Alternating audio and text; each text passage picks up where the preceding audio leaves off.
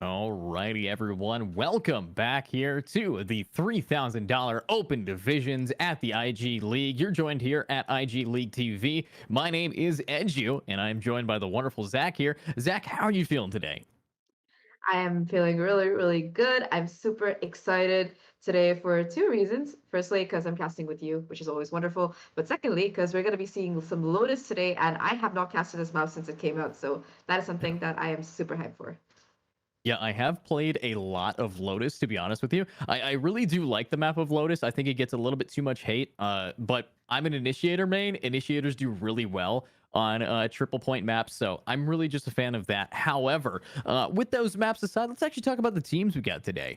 We have a wonderful team known as Monarch versus the even equally, I could say, wonderful team of sloppy toppers. So, obviously, a lot of wonderful players here. We've last time we were here, Zach, I do believe that we casted over Monarch. So, I want to see what they can do this time. It is week 3, so they've definitely managed to keep themselves in this tournament here. And there's not that many weeks remaining before playoffs and before a real bracket gets started. And this group stage is heating up so far. I mean, we have seen a lot of these games go super close. Sure, it might not always go to all three maps, but when it does go, I like watching these games be super close. And of course, it's always fun to watch one-sided stomps. I know, it's more fun when it's competitive. But between you and me, I like it when there's like clear domination coming in from one particular team. And I think that Yeah. we have managed to cast some sloppy before as well. I don't know if you were there for it, but I remember casting these guys and watching them get off with Yeah. some very successfully sloppy plays. Yeah, and that's the thing about Sloppy Toppy. I have casted them before, just not during the open divisions. They've been here at as a reoccurring team, never really getting too far past the group stage at IG League, but they definitely have been up there for teams that are consistently competing, trying their luck, and overall just having some fun. So yes, I know their play style is pretty slick here, but I want to see how they can really be rocking it in. We are going to be doing this in a best of 3 type of map here. So if it becomes a stomp, as you were talking about, Zach, it's not going to be an easy thing to come back for. You don't really have a lot of opportunities to really show yourself up here. So honestly, let's just hope to see what we can do, as we are going to be loading straight into the game. Mine might have crashed, but that's not going to stop these players from getting right into here. So let's hope to see what we can do. But let's talk a little bit. We are going to be at Haven here. So let's talk a little bit about the map of Haven before we just jump into Agent Select. What kind of agents do you really want to be seeing from Haven here? I mean, I think that Haven these days there's like quite a bit of versatility that you can pull off because there are so many initiators that pair well with different duelists. So that's something that's interesting to watch. Like for example, like a classic would be that Raise in the Fate that you see coming out quite often. But something that I really like that I wish that more people really pulled out on Haven would be that Phoenix because he's one of the few agents who still has a 6 point ult, and he recently got a buff that means even when you ult and you get shut down, you're gonna be keeping your armor respawning with that. And the fact is that since there are like two orbs that are very attacker sided, you can really farm that ult up, and if you play your cards right, use it every 2 rounds. So that's something that I definitely like to see when I'm watching Haven. But what about you? What would be your pick for like the duelists and the initiators? I think Ray's really stands out here. Ray's Jet. Yoru has kind of had a little leap in faith based on the community's sake. A lot of buffs happening around, changing up. I mean, the big Yoru update, I think, it kind of scared people away from Yoru for a little bit, but I think he's the best that he's ever been, in my opinion. He's able to be around, always curving corners, and that's kind of what I want to expect from these players here, is something a little different. But at the end of the day, defaulting with the best meta is always kind of what you want to do in a tournament, especially during the group stage where you just want to get to those playoffs. And honestly, Neon, now that it's being locked in, definitely one of the best for Haven, especially for the movement speed.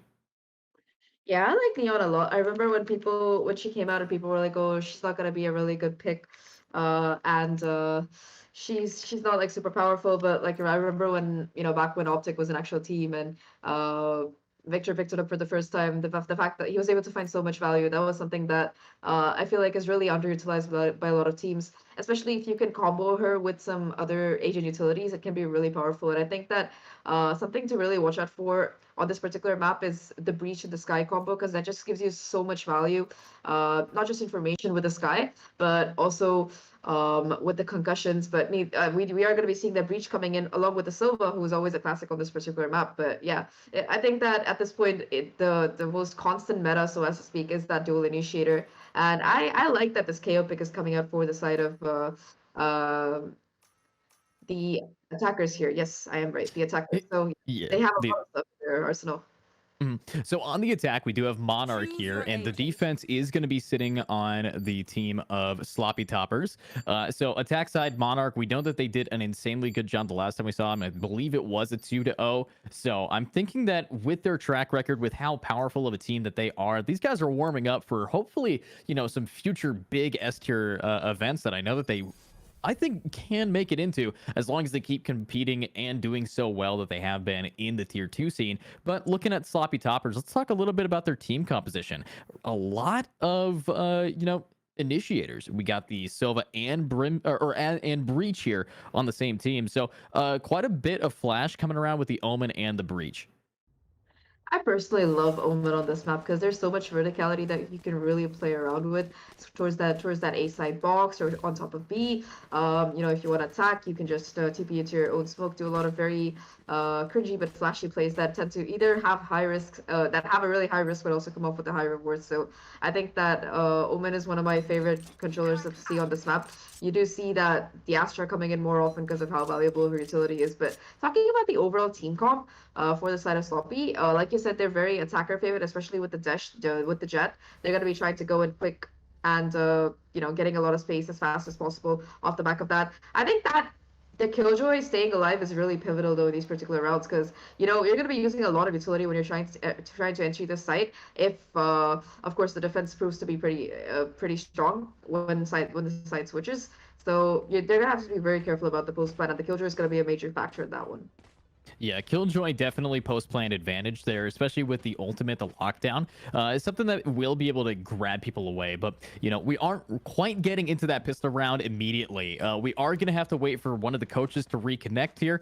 We give them about a few minutes. Hopefully they can get back in because, again, you don't really need to play without a coach. That coach can obviously be in Discord if possible, but at the end of the day, I do want to be seeing what we can expect from these players now that they're kind of grouped up, getting ready to go. I like how you pointed out the Killjoy. I really think Cypher on this map is just as strong. I think Killjoy is not able to rotate nearly as often on the defense compared to on the attack. So Killjoy on attack, a little bit better for that post plant, but Cypher on defense, I think is just a better character. So let's hope that we can get these guys ready to get in here and hopefully see how they can launch it off in that pistol round. But we'll just get this started and have some fun.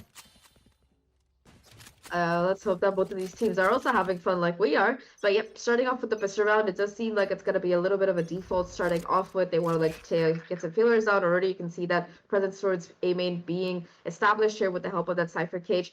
Two players, though, are still going to be aggressively peeking for that information. So Cypher is not going to be able to have much headway towards that A lobby area, although they've made a little bit of noise and possibly caused off a bit of a distraction here. It seems like the players are going to be reconvening towards this A site now that they know that nobody's quite pushed up, trying to assert more dominance and take more space. There are still two players from the defense on this particular side, both the Omen and the Jet. That's going to be a lot of smokes. The KO knife doesn't quite catch anything either, and now they know that A is going to be where the hit's coming. Yeah, they know the A is going to be coming in, and it's coming in strong, but we got Orly already getting the first pick down on a Boris. Hopefully this Jet can do even more, but around the corner, it's going to be Slickies getting one, but he's out of ammo, somehow still alive, and it works out. That is nearly a flawless round. The only one going down was the Jet, but defense, that is a huge opening right there. Yeah, I like the immediate backup that came in. Like, even in the beginning of the round, you saw Caution on the breach just playing towards B and A, like ready to rotate over, give them help whenever they needed it. As soon as, they knew that A was going to be the site that was getting hit, the utility came in, the flashes came in, that paranoia bought so much time, as well as that smoke. And I like how Slicky's just walked back around and sat towards the edge of his own smoke because he expected a flash coming through. It could be a really beautiful round coming in from the defense there. And like you said, almost flawless. So they didn't get the plant, which means that Team Monarch isn't going to be quite forcing up. Already you see a little bit of utility being committed towards mid here to try and get a little bit of damage or possibly some information. Or he does go for a peek, doesn't quite spawn anything, and is going to rotate over towards his garage area instead to back up the Sova. Just at this point, they're just playing really slow and looking for some information, which I like, because a lot of the time on these anti-eco rounds, you see teams getting a little bit overheated or extremely overheated, losing out on a Vandal and just giving the round away. So I like that this patience is coming in from Team Sloppy. Yeah, I mean, they also, with these buys, they're playing it slow. They know if you are going to be using a weapon up close, when it comes down to aiming at 4 classics, you don't win that fight, even if you have an Op or a Vandal or even an Odin. It's not exactly the best crucial timing that you want. So I do like how they're taking it extra slow. They're not peeking anything they don't have to. Instead, relying on the retake power of having that weapon advantage, not giving up any of their firepower over to the enemies yet. But here we go. We already see that the spike is going to get planted, and Dras is going to get first blood, make it triple, and beautiful spray. Let's see if it's now down to a 2 versus 4. Can Boris make anything work?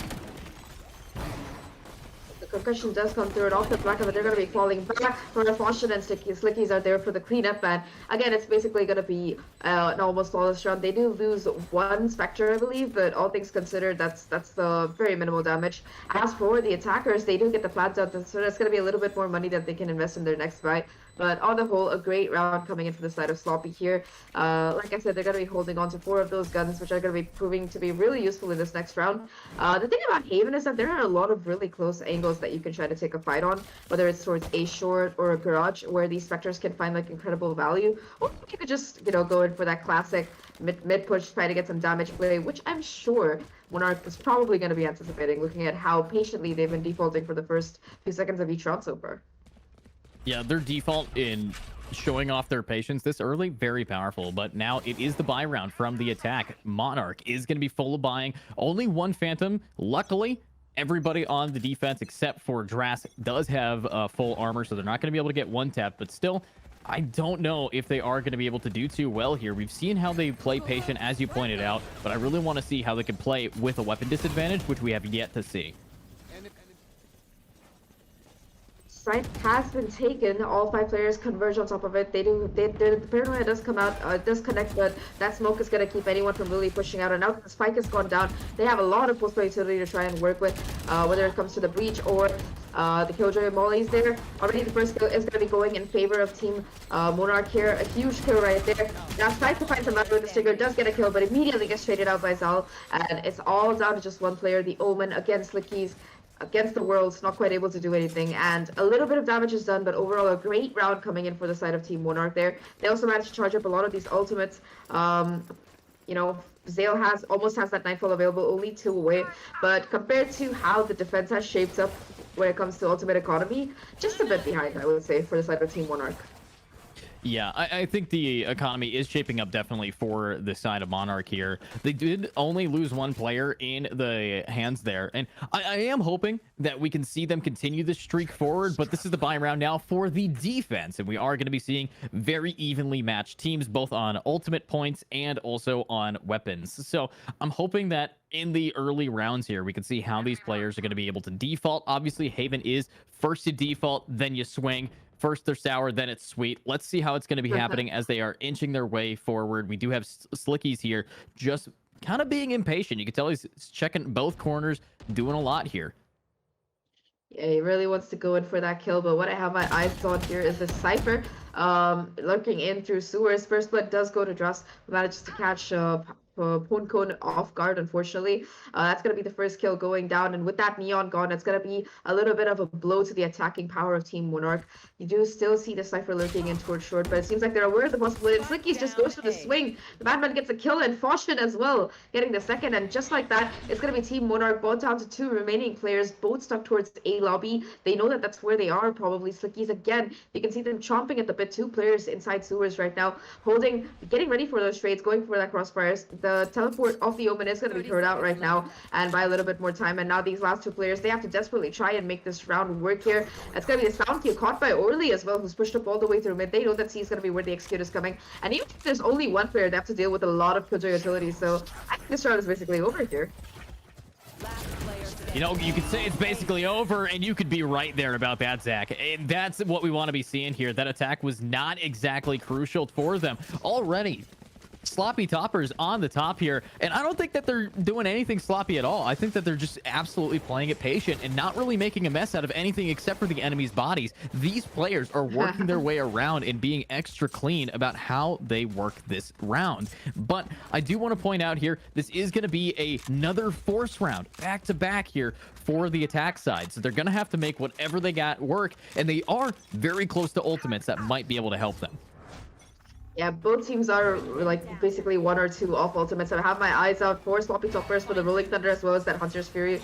One killer, one Ultra Urban. They're gonna have that running. Again, it's gonna be just a quick execute onto the C side here. The Aerostorm's doing a little bit of chip damage, but not really too much, attacking them up too much. The spike will again go down. It's gonna be a 5-on-5 retake right now. Through the smoke, Oli's able to find one, but the immediate trade is there from Poncon. So the spike though is gonna be dropped to a little bit of an awkward place. They're gonna have to pick it up again and then go for the plant one more time. This time it seems like it's going to be sticking, and again you can see the positioning of sloppy toppers here, how ready they are to try and converge for this retake. It's just going to be one player left right now. The Neon super low and brisk will be able to clean that up perfectly. An almost immaculate retake, and again they've just left C-side open because they know the Killjoy utility is there. They know that you know, they'll have the information, and they know that they have the set retakes ready, so they can afford to put that Killjoy towards the mid or towards garage instead, and that's just going to be an extra player that you really don't expect most of the time.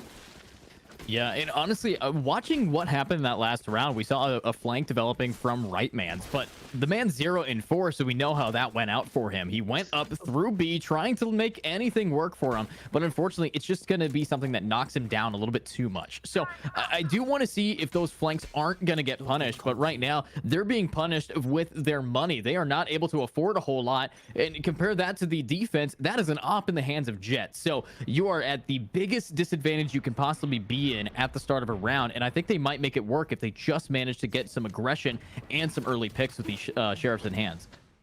Yeah, they also do have that Neon ult. That overdrive in like these close corners when you're fighting can prove to be incredibly valuable. Already you can see Reitman still on this lurk here, waiting for a push. Does hear the sound cue towards the sewers there, so gonna be heading down, trying to find some positioning and find some value, but so far, like you said, 0 and 4, not quite having a good time.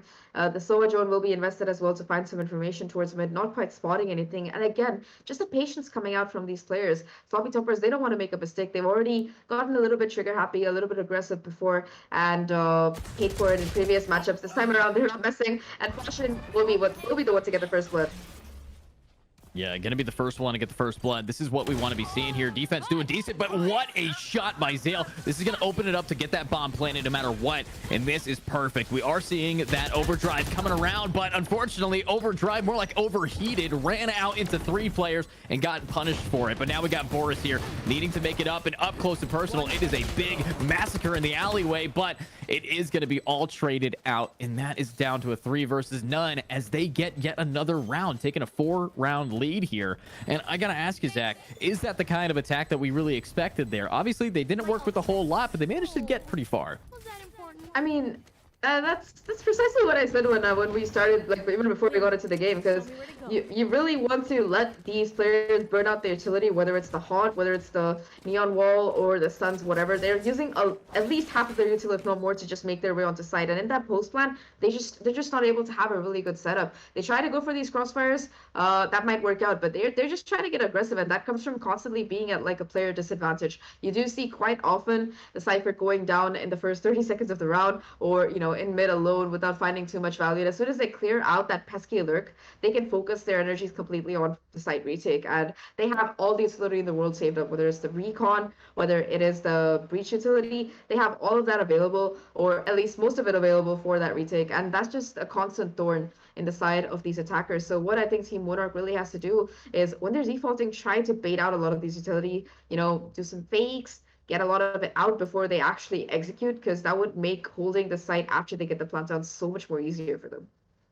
Yeah, I do think that they really need to prove that they can take it slow, even on the attack. They need to burn off that util, as you kind of pointed out. But also, I think they just need to come down to how they're playing together. We've seen them split off quite a bit, especially this Cypher right man's. He seems to not be at the right place at the right time, and that is taking him down. Yes, Cypher is a really clean flank watcher, but a lot of the time, sometimes he can be used as an amazing initiator if you're able to use a camera as, you know, a temporary distraction and for info gathering at the same time. So, you know, how he's playing it would work against any other team except for Sloppy Toppers, and I'm hoping he can recognize that.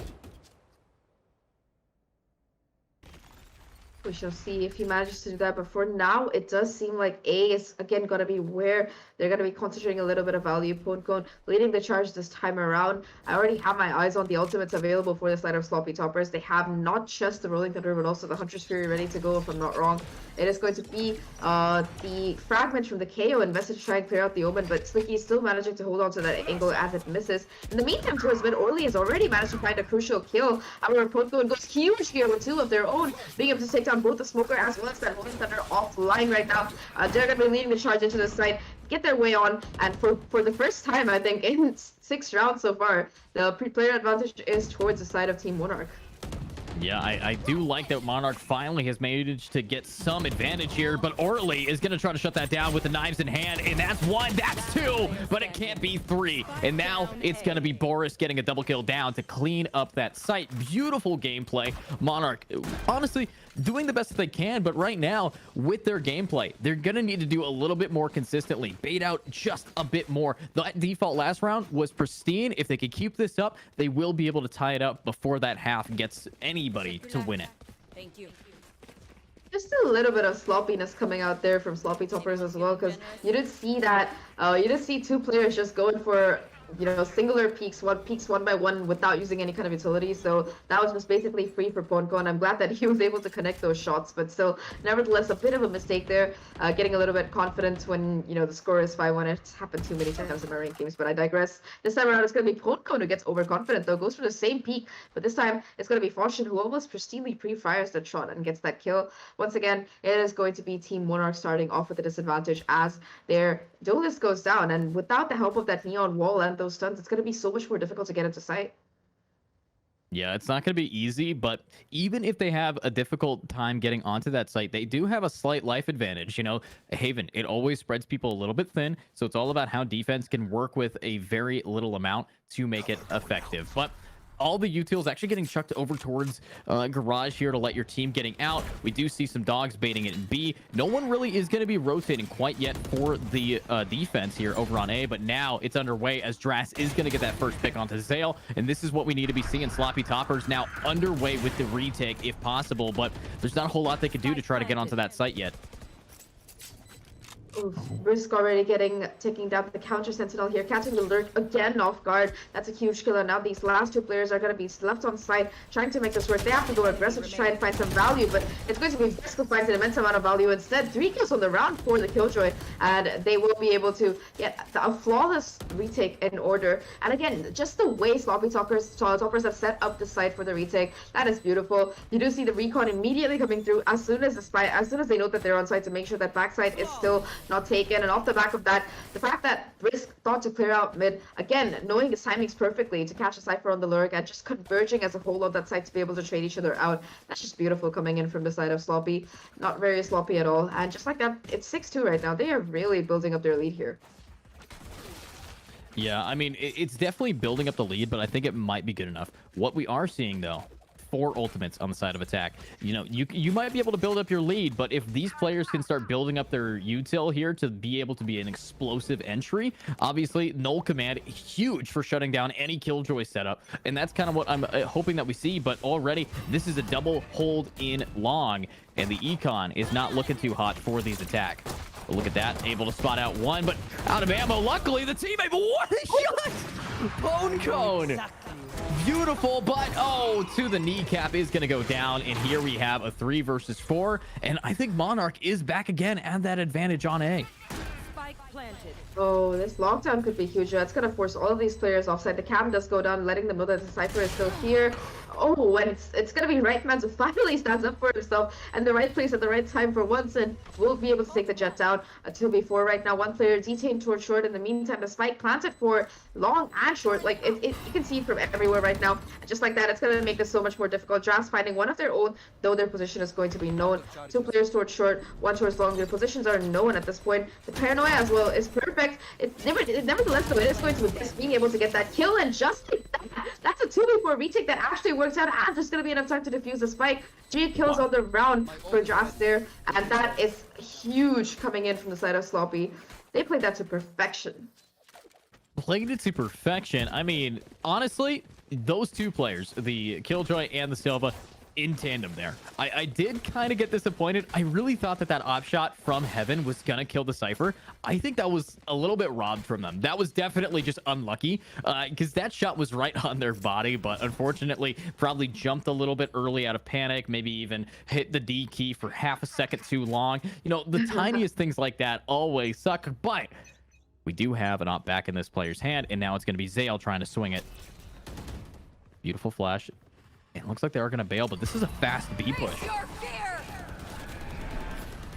Yeah, they're going to be just running their way onto site. The Nightfall comes in, but the counter out is there from the breach. And off the back of that, both of these players, both of these initiators for the side of Team Sloppy will be pushing in. Jet getting so much space in the process, and unfortunately, it's going to be Zale caught completely off guard. Again, it is going to be a 2v4. This time around for Team Monarch, though, they have the C site. The spike will go down. They have the null command to work with as well. But it's going to be the Hunter Sphere invested to try and get something done here. Already tagging up the Omen to half of their HP, and now it's looking like an impossible task. Very, very difficult right now. The flash again hitting the smoke as well. If all these floating the world being spammed right now with these players, and that's just an Omen if Slickies is able to get one. BPI does get one before they're shut down, but the defuse will come through, and Sloppy Toppers, they get to 8 with 2 more rounds left in this half. It's a question of whether they can get more, because they already have 8-4, and 8-4 on defense for Haven. That's pretty good. Yeah, 8-4 on defense. This is an attack-sided map, and honestly, we even have an attack-sided team composition. KO, insanely good on attack. Neon, only good on attack, in my opinion, especially on the map of Haven. Being able to just get that space, run down B quicker than anybody else. I really think that they have all their tools in their tool belt, but unfortunately, they forgot the pants to go along with it. They're just not putting on the big boy shoes and walking down into a site. It's just causing them to kind of get punished at this point, because when you're playing against a team like Sloppy Toppers, you can't really get sloppy yourself, and they are. Yeah, they seem to be struggling a little bit. A lot of these rounds you do see kills coming in without a trade, and that's like the main hindrance. This time around though, it's gonna be right man shutting things off the right way for Team Monarch as they take down the Sova. That's gonna be the recon bolt out of commission, and a little bit less information that the team can really get. Like he was their main info agent, so the fact that the Sova is offline right now is gonna cause huge problems. And you also see this beautiful lurk coming in from BPI, waiting for the push out.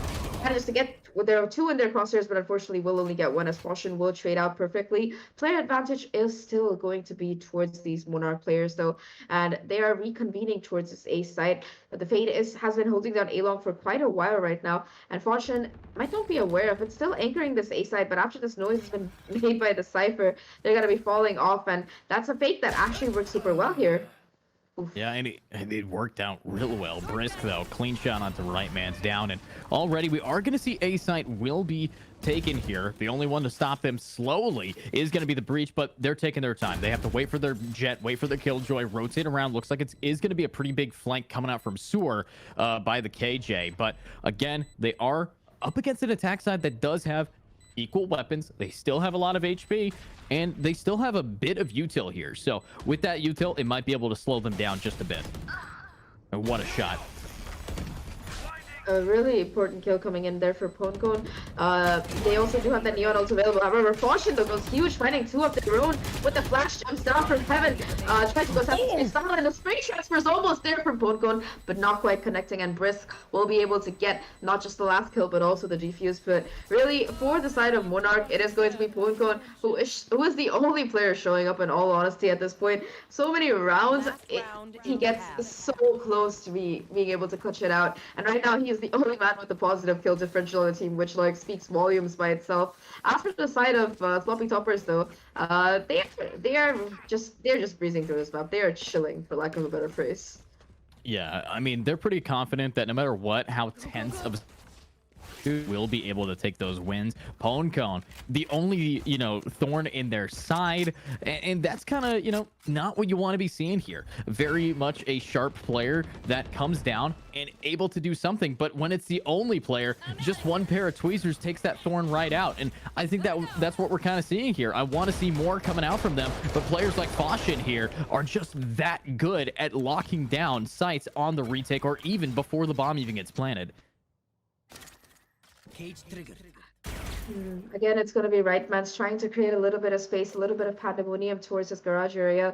Does manage to break the alarm bot. In the meantime, I don't know if Slicky's quite caught the timing there, because I saw a couple of players on his radar towards short, but he might not have caught them. So if he tries to reswing this, it's going to be very rough. But yeah, now he has all the information. that's a firing squad and a half down there, and Slicky's wants to venture into these rough waters to try and find some damage. It goes a little bit too far though, and Pwnekone will be able to get that first kill. It's all down to Fortune to try and anchor it up. It's a flash off before the KO knife connects, but it's not going to do much good as BPL will just run him down off the back of that beautiful prowler from the Fade. Again, it's going to be a 3v5 situation. Brisk in the smoke, waiting for a mistake possibly coming in from these players on the site. But nobody's quite taking the bait. KO will fault as well to make things worse, along with the paranoia, and that's just going to push them back. Yeah, it is the last round of the half here. I'm expecting way more ultimates, but what a spray! Oh my god, it's all down to just Pwnekone. He's finally going to bring the overdrive, but it looks like Orly's going to bring the pain. Clean shot. That was looking so clean for Monarch, and this Jet just said, I bet. That was insanity. Now I see why Jet says watch this, but I swear from my point of view, or like from the person near the Jet's point of view, it just looked like they were full running with the Phantom. Full running. I mean, you don't have to stop yourself, okay? If this person has 100% accuracy in the air, who cares if they're running around and spraying? I mean, it's such a great gameplay, though, from these teams. Precise gameplay. Precise. Obviously, that's what this game was built off of. We learned that from all of the Riot developers. If you are a Riot developer and you're watching, please fix. Anyways, let's see if it is going to be enough. Also, give Zach a gun buddy.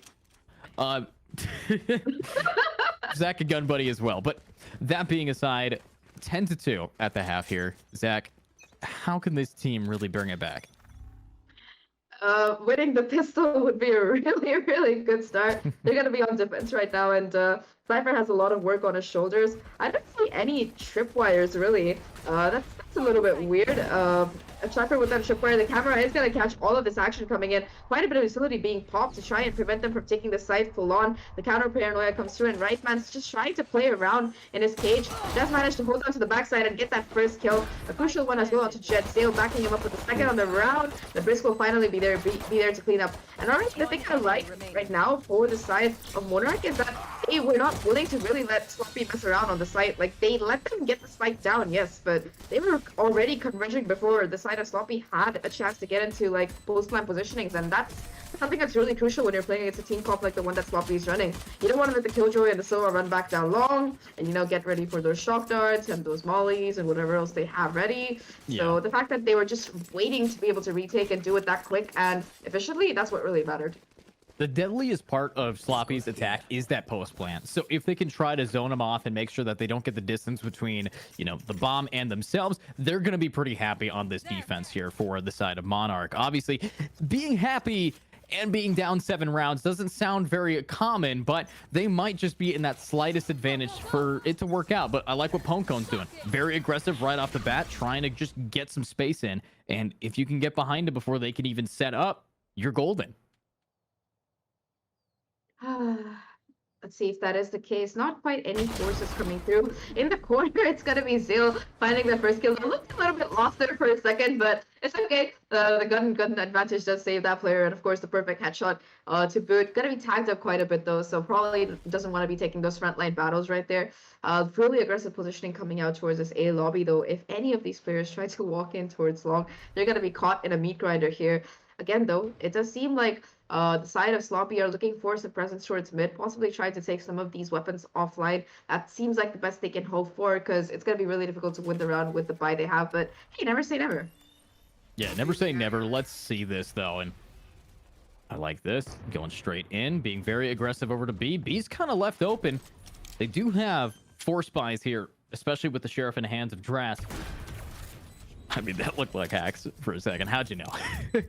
Right on the head. But honestly, it's just lucky shots. Unfortunately, was not able to connect too much.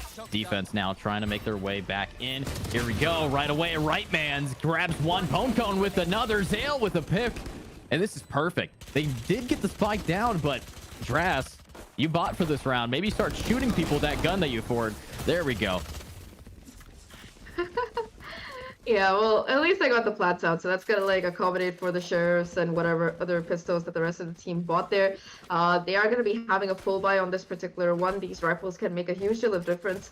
Depends on where they are gonna be taking the site though. On these rifle rounds, you really don't want to walk into garage or a short in particular, because there's always going to be someone, you know, just waiting there with a shorty or a judge, or maybe that's just my experiences. But anyway, my PTSD apart, you do see Jas already charging up that Sova ultimate quite a bit. The top rank on the team as well, but I have guys unfortunately, like both of these initiators for the side of Team Sloppy are doing a really good job here with utility, but it's gonna be Zale starting things off with a beautiful headshot on that sheriff here, getting the second as well with this random spray through the smoke. Yeah, checking PC guys, checking PC.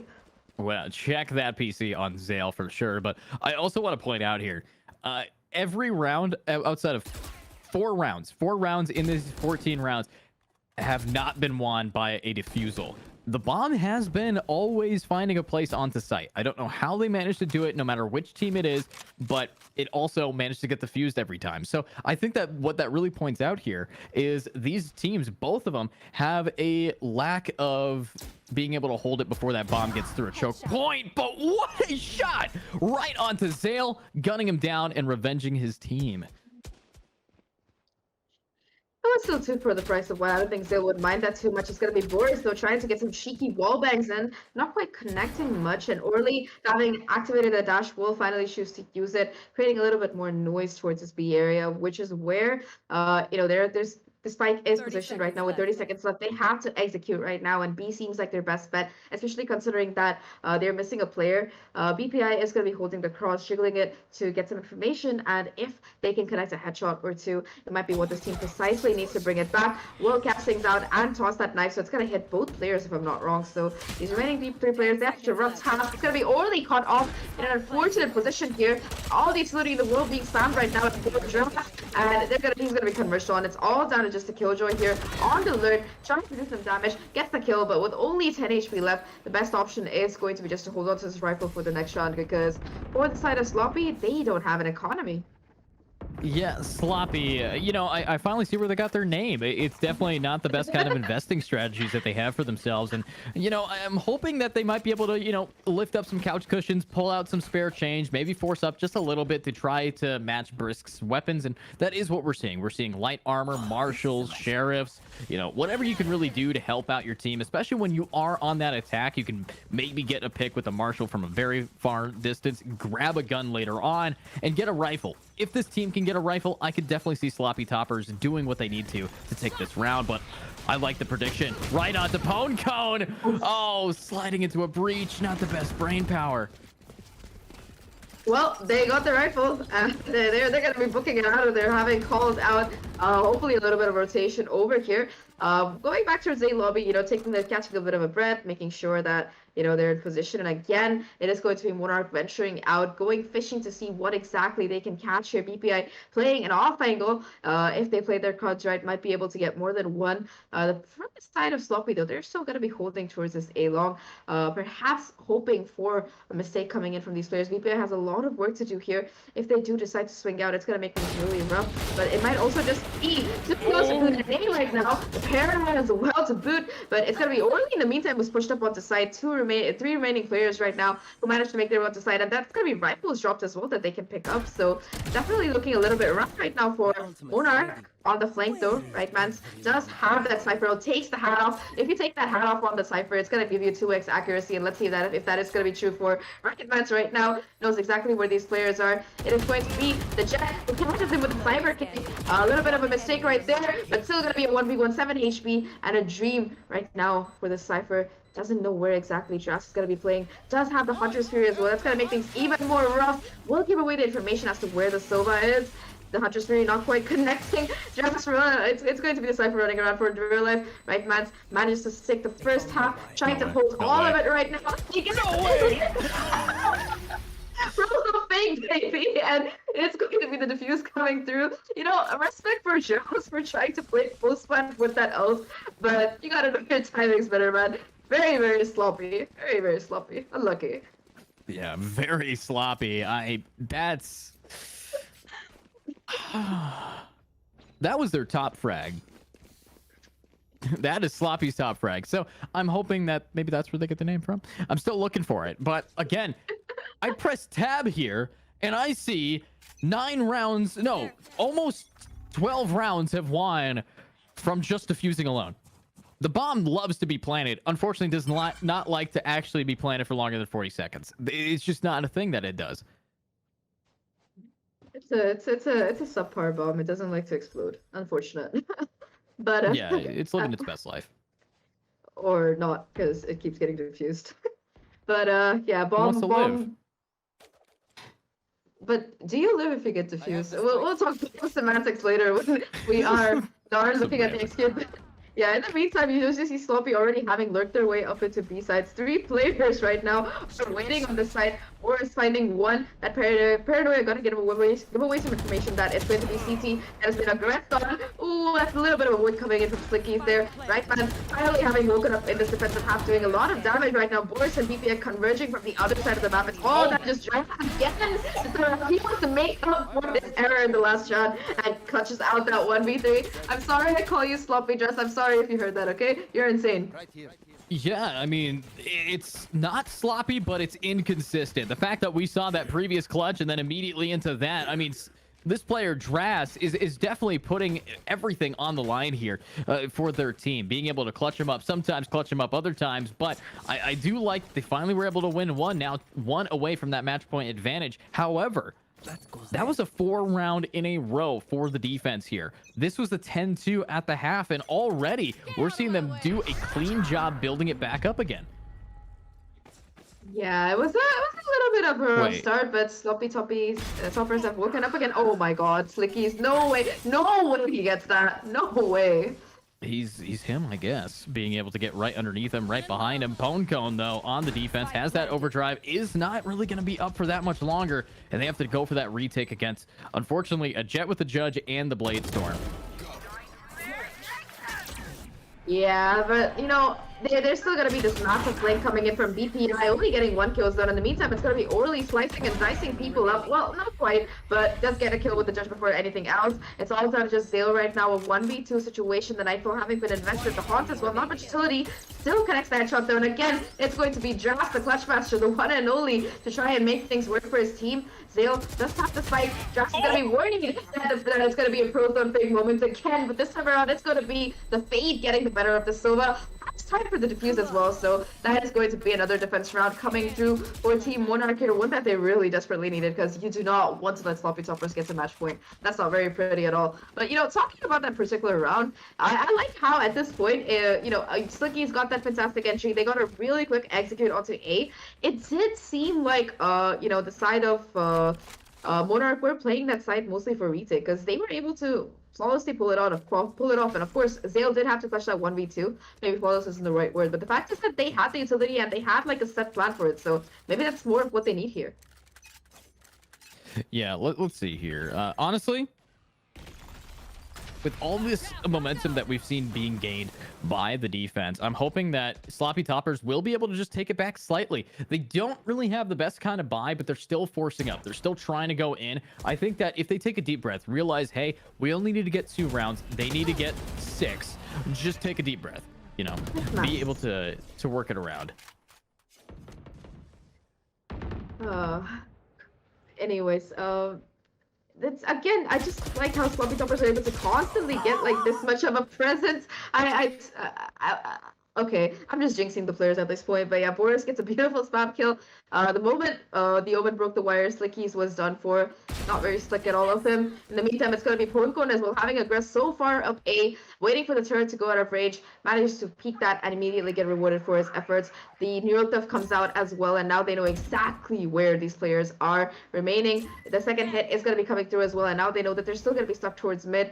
No space really gotten yet, and again, with 30 seconds left on the round, the side of Sloppy is really pushing it when it comes to getting these executes done. Brisk will be able to trade back and open up a little bit of space on the A side here, causing a bit of rotation from the Fade, but this cringe angle from BPI might be huge right now. Almost gets the collateral, but Brisk again clutching up huge. Only left on half HP though, and there's still going to be Zale on this A side. All they have to do is deny the flat right now. Gets the first, and they get the second. Then they to do it again. The 2K for Zale, and yeah, just like that, it is going to be Monarch coming back very, very convincingly.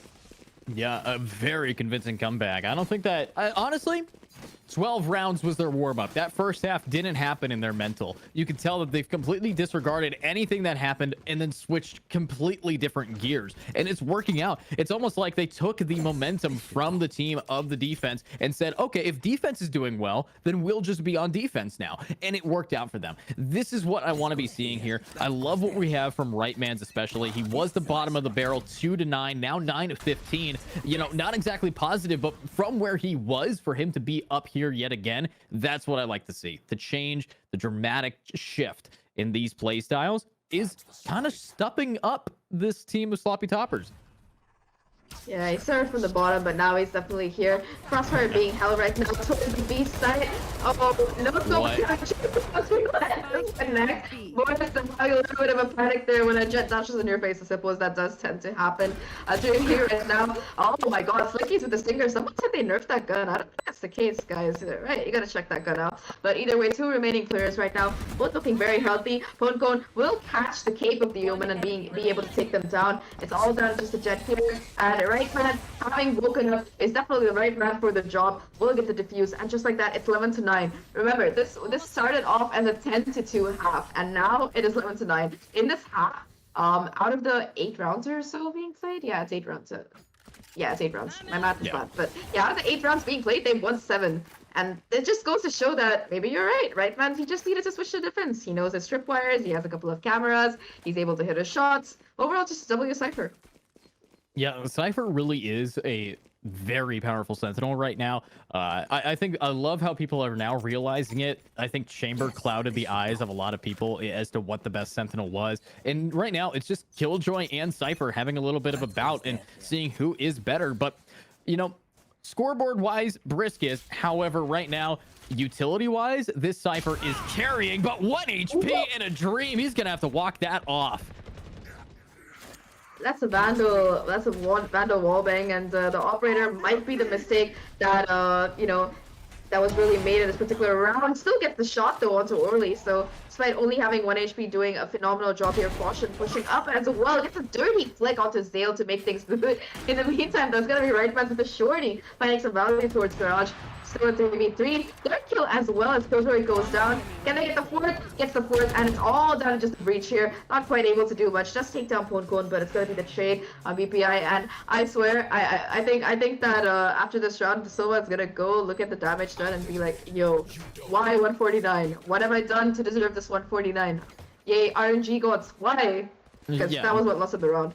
I mean, not only 149, but the fact of the matter that these players got to just keep their HP alive, that's insanity. 1 HP, getting a 4K after you've gotten headshot down to nothing remaining outside of just a limp and a leg. That's what you want. But, you know, even if you are limping around with 1 HP, an op can always be your crutch. And that's what we saw here. Rightmans bringing it back now. Not even bottom frag. Now in the middle of his team's scoreboard. This is a Cypher who is yet to give it up. They're not definitely not giving up. 11-10 right now, only one away from an equalizer, and that will be a major blow to the morale of the side of Sloppy Toppers, who were absolutely dominating the first half of this particular map here. Already, you can see Orly trying to duel in, dashing in, getting that play. This time around, not finding a kill with the Marshall in the close range. It is going to be a full 5v5 retake right now. However, the advantage when it comes to weapons is set definitely in the hands of the defenders. They also have quite a few ults to work with. The Nightfall will be the first one alongside the Paranoia here. One player tries to lurk in through Garage, but it's going to be Drax who nevertheless finds the first blood with that Stinger. Such a good weapon in these close combat situations. Oof. Oh, Marshall, though, it's here to stay. And now it's down to just one. And you are down a thrifty round to secure match point advantage. I think you cursed it, Zach. I really do. You said it was just one away from tying. They were on such a win streak, and you had to say something. But no, I'm kidding. Honestly, casting curse, it doesn't exist. Players just need to be more consistent. All right, it's not our fault. Totally. I like Drax here for not only getting that kill with that Stinger, but also holding onto it for this particular round, despite the team having enough economy to buy an operator if they still wanted to, because they did win that thrifty round, like you mentioned.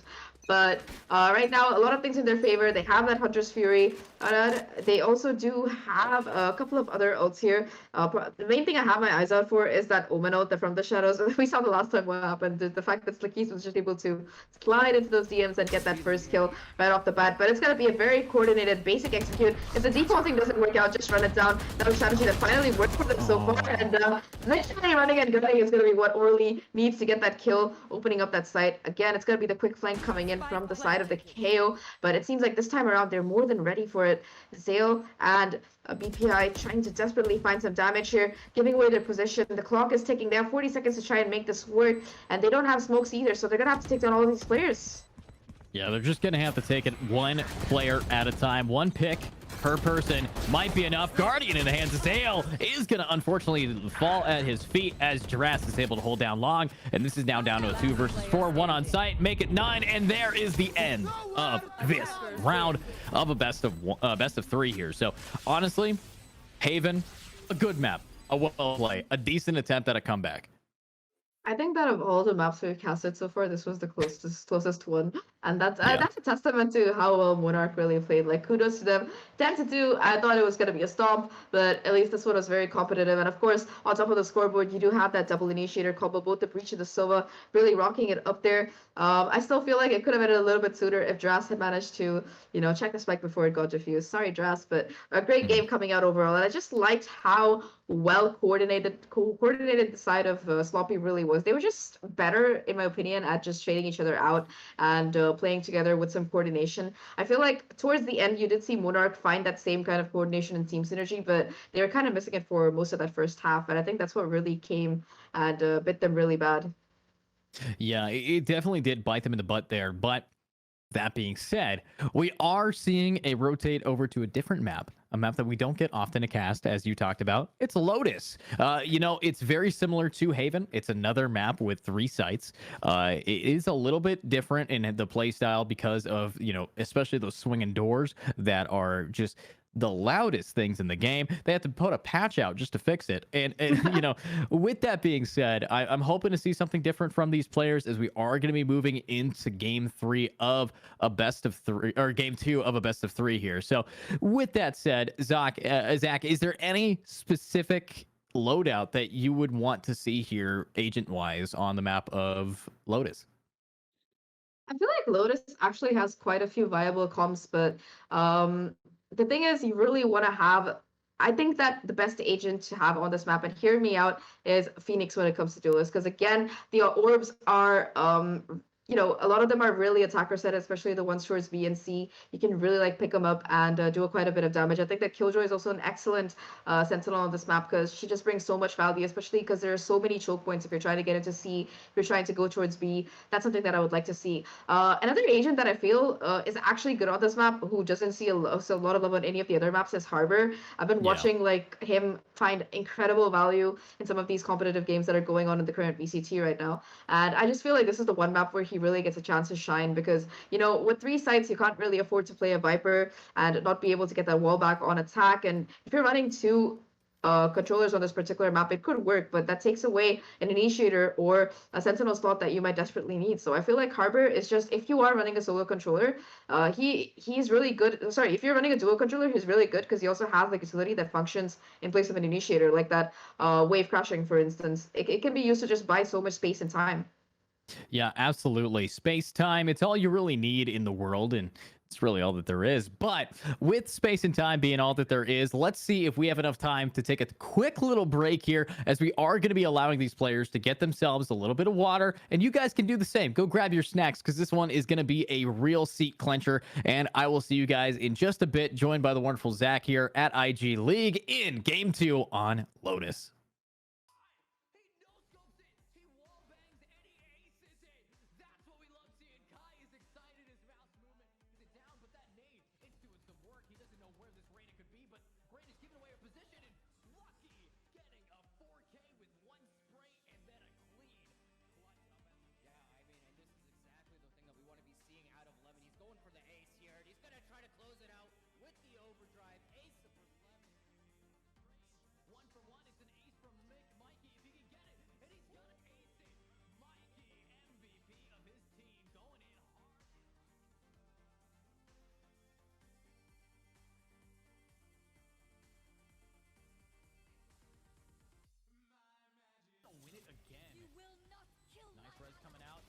Minari takes him down. Only one bullet, decides to reload right in front of Green.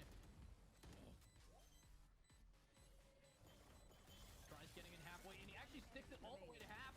And he makes those Yun Min with the win. What a clutch. Not one, but they're out. But here comes the nightmare. It's making them very afraid. Spike is now down. Lucky holding that W key. Getting a double kill with the spray down. This man's ready to go, and it's all up to Zell. He sprays it down, but that nade, it's doing some work. He doesn't know where this Reyna could be, but Reyna's giving away her position, and Lucky getting a 4K with one spray and then a clean clutch up. And right now, Truly, with this tour de force, is going to spot one and only able to get it, but that's going to be a double, and that's a triple. God. That's what we like to see. Handedly! No! Bring them back into this game! Are now going for it. The ultimate's now pushing in, and all the dumpage.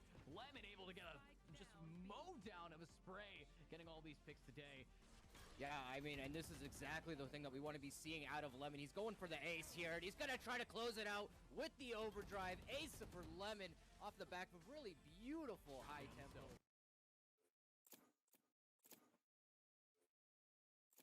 And here we are. Now it's Agent Select. We're on Lotus. My name's Edu, and I'm joined by Zach. Zach, talk me through. What do we see? What do we want to see? I see a Harbor pick coming out. Harbor Astra. I'm sorry. I saw Harbor and I got really excited, but yeah. I just love watching him on this particular map. You also see the Breach and the KO coming in a 0 duelist comp, which I personally really respect. As Scream said in a press conference 2 days ago, duelists are overrated, which I find really funny, Scream saying that. But I digress. I love this comp coming out from the defense here. A lot of utility, a lot of information as well, and you can really get aggressive with the help of that Harbor utility. You put that wall up, you push up with it on A or C, and you just have a lot of map control that the attackers are really going to struggle with. On this particular map in Lotus, especially the first 30 seconds, I feel like the defenders, they can take up so much space if they play their cards right. And I think that's like the real key to success on this particular map. You try get a pick in those first few seconds and then fall back. But looking at the attackers, what are your thoughts here, Edu? Well, looking over on attack, Chamber, he's okay on this map. I really don't want to see him though. I think Cypher still better. I think honestly a Sage is a better Sentinel at this point, just for the ability to wall off a lot of the issues points that you do see. Killjoy is especially clean with the ability to guard places like Tree, and that's what we're going to be seeing instead for both of the Sentinel player, Rightmans, and actually no, Fashion was on Breach, so instead of going Initiator, is going to be picking up the pace of Killjoy. So I'm hoping that maybe with that slight shift, we're seeing Brisk replacing and switching places with Fashion here. So I'm hoping to see something good. I'm very excited about Orly on the Euro. I feel like this is one of those maps that Euro can really find a lot of value because even though it's 3 sites, the rotations between defenders are pretty instantaneous unless you're running from A to C because there are a lot of like really narrow passageways that connect, and you can make your way around. So Yoru can really create a lot of fakes, teleport around the map, get a lot of value if they play their cards right. So I'm excited to see how exactly Orly is going to be playing this. I haven't really seen a Yoru being run on this map a lot, but I'm very excited to see it. So I think that's the part that really holds a lot of value for me. But looking at the comp, I would have to say that for defense, it is definitely better calibrated for the side of Monarch. That, like I said, 2 controllers, that Harbor especially is going to be very, very pesky to deal with, in the first 30 seconds of the round or so.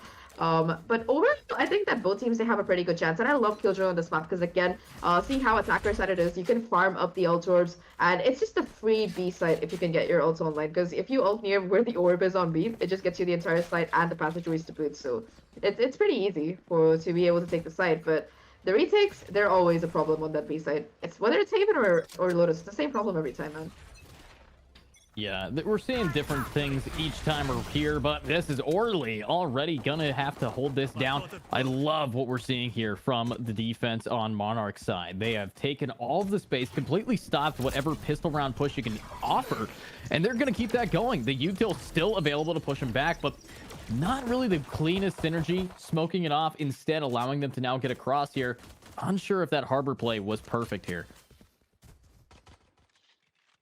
Yeah, the wall lets them get a bit more space. It's a little bit weird when you consider that you have like 3 players available. The second smoke invested as well, and now there's a good chance that the Astro is going to be isolated right now, running for their life. They want nothing to do with this. In the meantime, Drastus walks into B, past the Killjoy utility, and we'll get the plant down.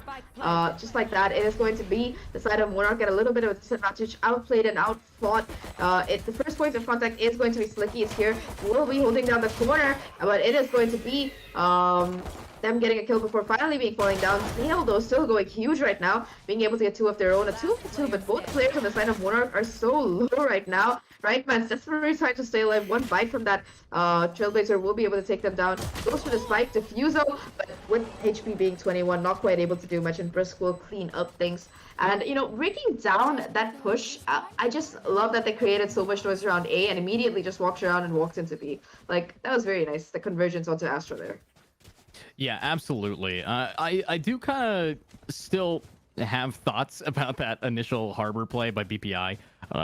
Walling it off, allowing them to get forward. I'm still kind of salty about it. It was not the cleanest thing, and really just guaranteed that the attackers were able to take a much wider angle of attack onto that A long. But let's see how they could do now that we are going to be seeing a non-force full save, all Spectres, and a C push coming along here. Cutting through. I do like this. I mean, you just kind of have to buy the time for yourself, and it's going to be up to just KJ to hold it back, and Rightmans is going to be able to get the first blood of this round and taking out the Yoru. That's pretty powerful. Just like that, though, they are going to be having sight, even though they might be missing a player. Right, man, they're still going to be holding down the CT angle, not quite connecting the flash, but it doesn't matter because Josh does have the superior weaponry, being able to trade things out here, it's bringing it back down to a 4v4. Now in the smoke, it's going to be Zale lurking, trying to find some damage, knows that there's probably going to be at least 1 player waiting around here, could be going up, goes for the swing, but again, the shot's not quite connecting here with the classics. They're showing why it's an issue. Now it's just going to be the player on the flank, Boris in a 1v3 situation. Sorry, not the flank, on the side here. Not quite connecting any shots. Just trying to do some economic damage here, which they've done a fair amount of, to be fair. Already taking down 2 players. Not wanting to give them ults, perhaps, because, both the KO and the Killjoy ults are going to be super pesky. If Boris could die to the spike, that's going to be pretty ideal here. And that just seems, that does seem to be the plan. But overall, a really quick executed round for the side of the attackers. They managed to get the site. They lost 2 players, so it's going to be 2 Spectres that they're going to have to do without in the next round. But still, very well played. Yeah, very well played there. And honestly, I kind of like what we saw. They were able to get a few picks. They were able to shut down a little bit. And that's causing players like Orly. That was a full Spectre armor buy. So this player now light armor running up against 5 Vandals, not the kind of thing that you want, especially for your Yoru. You want your entry fraggers to have the most amount of life, just so they can survive getting through those very volatile choke points that entries are supposed to be able to do. So let's see if they are going to be able to work their way around these defenders now having some rifles. Obviously, if they lose this, they will be able to be on their buy round. We all know that the way that this flows, but let's see if the bullets can flow. And oh my god, what an unlucky shot for the poor Yoru. He's just not having a good day today. Yeah, second time in a row getting taken down by things like that. But either way, again, it's going to be the 5 players just trying to converge again on the side. So many openings that you can really get into BPI. It's going to be starting things off with the kill onto Brisk. No more flashes, no more 0 points available right now. Drast, the quite a perfect timing, and Slickies as well. In that corner, goes and just Drast going huge right now, getting not just the Seekers online, but also a Vandal for the upgrade. And now it's all down to just Slickies as, it's all down to just these 3 players right now to hold on. Harbor on BPI, super low here, not quite having much HP to work with. Slickies is still going to be holding the same angle, and with the clock ticking and the HP not looking super great, these 2 players are just going to try to hold on to these rifles right now to try and make the next round work if possible. And it is going to be Team Sloppy Toppers getting that bonus completely in their favor despite immediately losing a player. All thanks to Drast's heroics there, because if Drast hadn't been able to get those 2 kills, that round would have probably been a GG for them.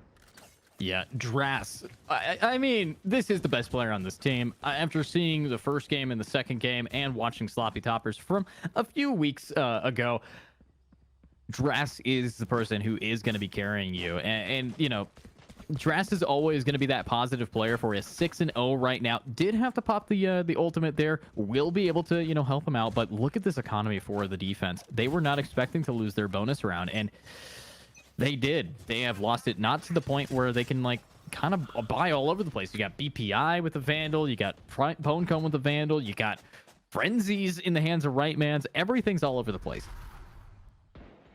Yeah, a little bit unfortunate. Perhaps those 2 rifles that they're carried over might be able to be the saving grace for this particular round, especially if they can do some damage. But again, there's never a guarantee that they have to be in the right place at the right time, and that does come to as much luck as it does reading here. This time around, it's going to be a little bit of a change of pace coming out of the side of Team Sloppy. Not quite moving around too much, not quite going as fast as they were in the previous round there. You know, last time they were like, we have Spectres, let's just run it down B. And this time around, they're playing a little bit more patiently. Waiting for a mistake, possibly from the side of Team Sloppy Toppers. It's going to be Ponecone, though, who starts things off with a beautiful headshot early. He's able to trade things out, but BPI and Ponecone both go for the double swing here and take down both the Yoru as well as the Sky. That's going to take away the flash utility. They have a Paranoia left of the Omen and some more with the Killjoy. No lockdown available either, so it's going to make their job so much harder. The door opening as well to make things even more annoying to boot, and that's going to be Slickies fully capitalizing off the back of that fact. Now, left. It just remains for the side of Team Sloppy to try and wait for their opponents to make a mistake, and so far it seems like it's not going to be happening. Ooh, what a play. Yeah, definitely seems like this offense is not going in their hands. But Zale, to your left, friend, you might want to look. You might want to. Oh. 10 seconds. Well, he couldn't hear me, but he definitely is now hearing nothing with bullets going through his ears. Let's see if the right man is going to be able to make the right play. Only with the frenzy in hand. Does have to go up against some ultimates here. And will be just running it out. The frenzy. Clean with it. There's one. Needs to secure this down. It will find one and do some damage onto Slickies. But can Slickies clutch this up? It's just BPI with the Vandal spotting it. The timing's on his side, but his aim is not. Hopefully Aim Labs can fix that soon, as BPI just needs to make some space here. It's a controller versus a controller, but who's in control? That's right, it's BPI. Beautiful. They needed that round, and they secured it. Yeah, Bonus versus Thrifty. It's gonna be the Thrifty who wins out, and those 2 rifles, like I mentioned, did come in handy there. BPI managed to hold on to it from the last round. Will be able to make it work this time around. But you know, I gotta appreciate Sloppy Toppers for that. The fact that they managed to just walk in through A, go through the defender spot, and then go to B, getting a kill on the way. I was kind of hoping that you would see a knife coming out there, but I guess the time was just a little bit too short. But either way, a great round coming out off the side of Monarch. There's something that they really needed, and now their economy is going to be quite revitalized. I think that they also do have some ultimates offline, and with the Killjoy ults from the side of Sloppy being committed, that's one less thing that they have to worry about. So overall, multiple W's for them. Multiple W's for sure, but let's see if those W's can be spelling winning, or if it's just going to be GG. We do have a nice knife. Able to spot out the KJ. Not able to now use any util here. These attackers in a decent spot if they could just manage to find out where White Man's is, because this is the site where if you have to play against a countered KJ, you will get knocked back, but knocked down is Orly. This is it though. Ultimate's flying. Everybody's trying to stay alive, but it's hard to do as Zale is right behind you and they're going in. Blind doesn't matter. These guys don't care if they can't see. They're playing like Stevie Wonder, able to hit the keys perfectly, but where's the last one? It's just going to be the KJ. Fashion. It's a nice clean shot. Spike is down 1 versus 3. Needs to make it work for themselves. And right on top, they are going to be able to get stunned, but they do have the advantage of time. They know that there's somebody around the mound, but that mound ain't going to be able to slow them down. It's okay, though. Zale will swing it and secure it. That is a pretty clean round from defense. They didn't even have to use many ults, just the breach.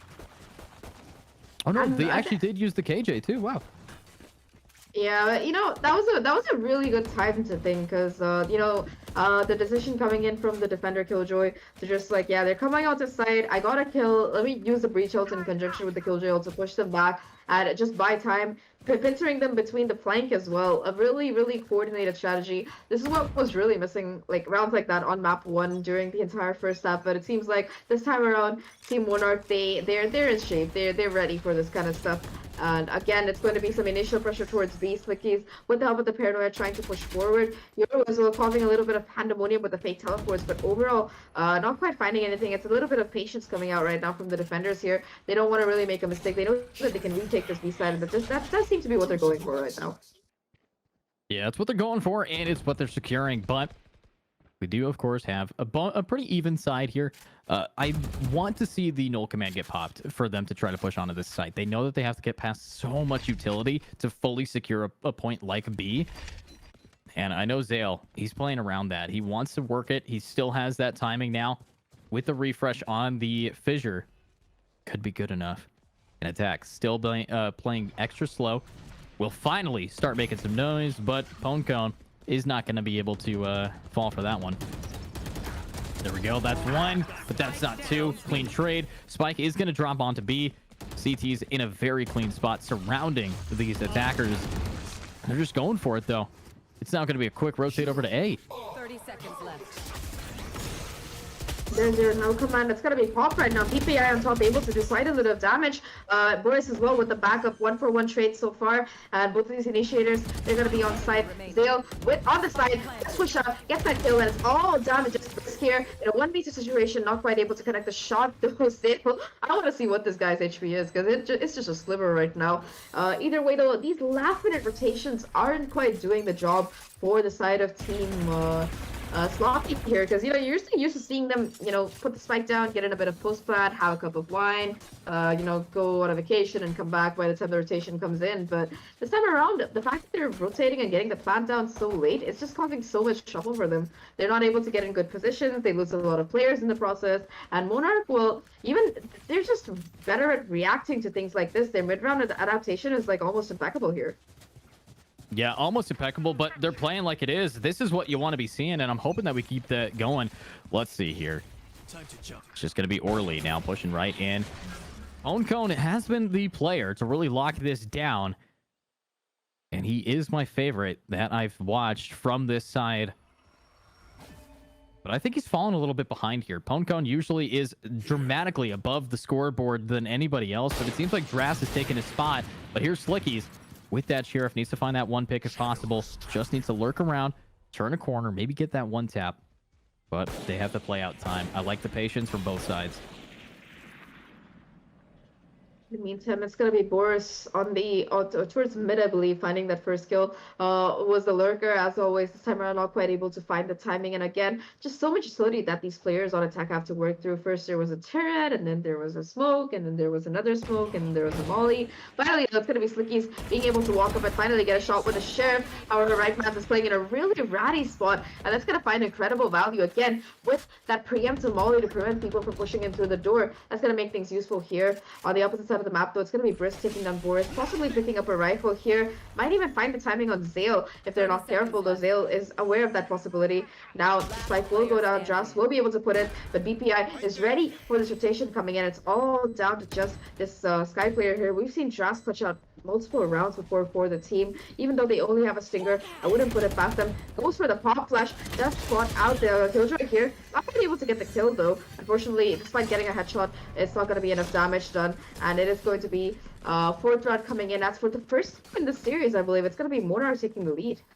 Yeah, for the first one in that series, we are seeing quite a decent try by MONARCH to bring it back. But of course, we've seen them get 4 in a row, yet still lose after this. So only so much is possible. However, they are a insanely powerful team. I do want to see what Sloppy Toppers can keep doing here. We've seen that they are only 1 away from taking this here, and the damage is possible. So anything can really be on top. But at the same time, I have to point out, the ultimates are stacked for defense.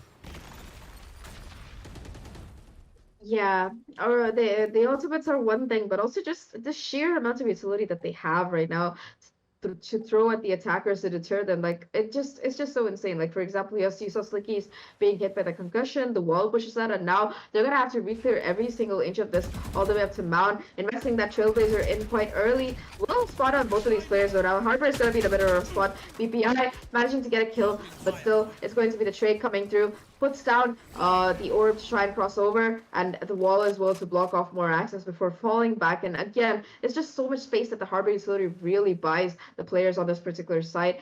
Still going to be a 4v4 though. In the meantime, Foshin having lurks all the way up towards A main here. Still going to be 2 players waiting, and off the back of those Seekers, perhaps they're looking to make an execute here. That's going to give away information that there is a lot of presence towards this particular site. The 2 players here, the Killjoy as well as the... Oh, yeah, never mind. The Killjoy is just going to be swinging and getting that kill. Yeah, going to be swinging and absolutely taking him down. Slickies will be able to get the trade, but Right Man's on that double. Needs to keep it going. Cone right behind the site. Will force these attackers to rotate around. BPI hears those footsteps, says, okay, let's move. Let's turn those tides, and they already went to sea. So with that ultimate used, 13 seconds remaining, they're going to have to start running away if possible, but it's a 3 versus 2. So still in the hands of MONARCH here. Unless Brisk has something to say about it. He doesn't anymore. It's now down to a 1v2. Slickies. Can he be the slickest? At least Slickies has some information as to where these players are coming from. The plot flash goes up, does connect. I don't know if they saw him though. So Slickies might be able to find the timing here. Go wrapping around.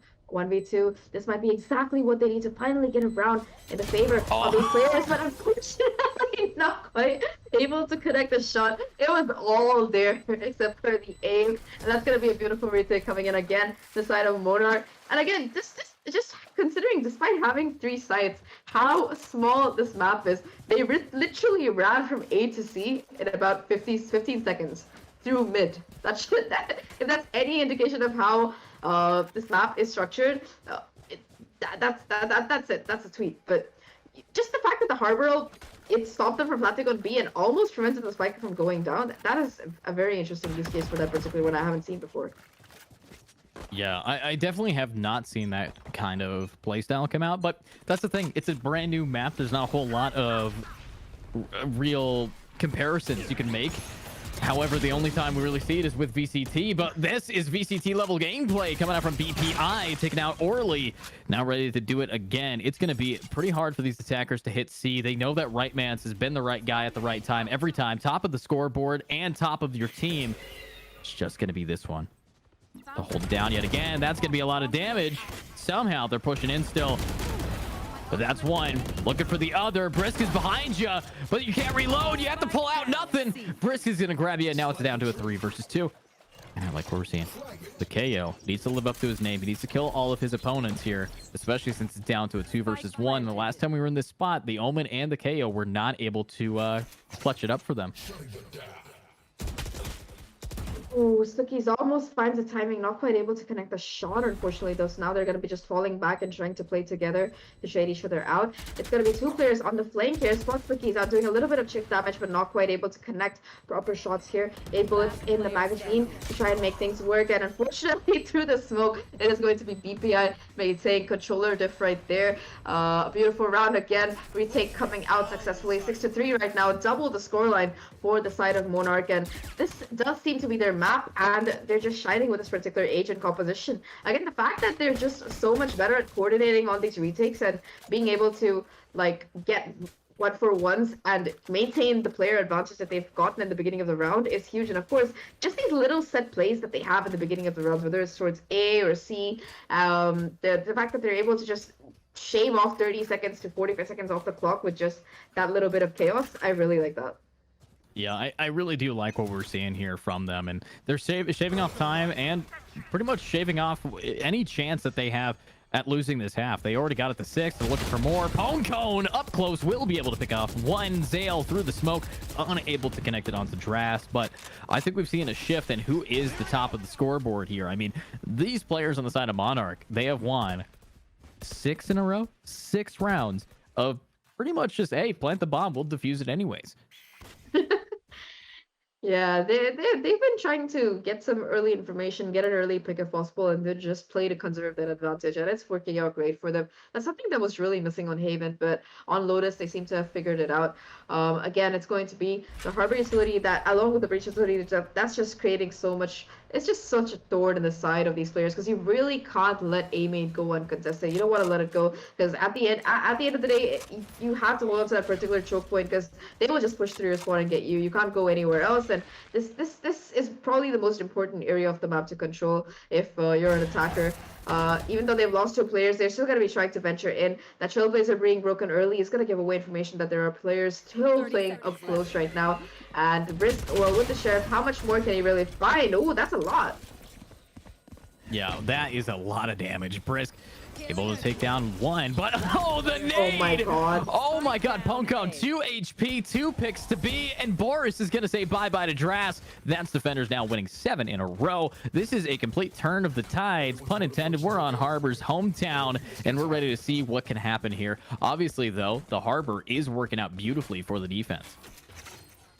Yeah, aside from that, as you termed it, questionable wall in the first round, he's been looking great. Just his utility is it's like this map is made for him. Like literally the dimensions of the doors or the approaches towards the site, they're the same size as his wave crashing, and like you said, it's his hometown, so the boy looks quite comfortable here. Who doesn't look comfortable? That is going to be the side of Team Sloppy Toppers. They're not having a very good time so far. They're not able to like really get in through this almost unbreakable defense, and even if they do it at such a high cost, whether it's like player bodies, whether it's utility, they're left with almost nothing.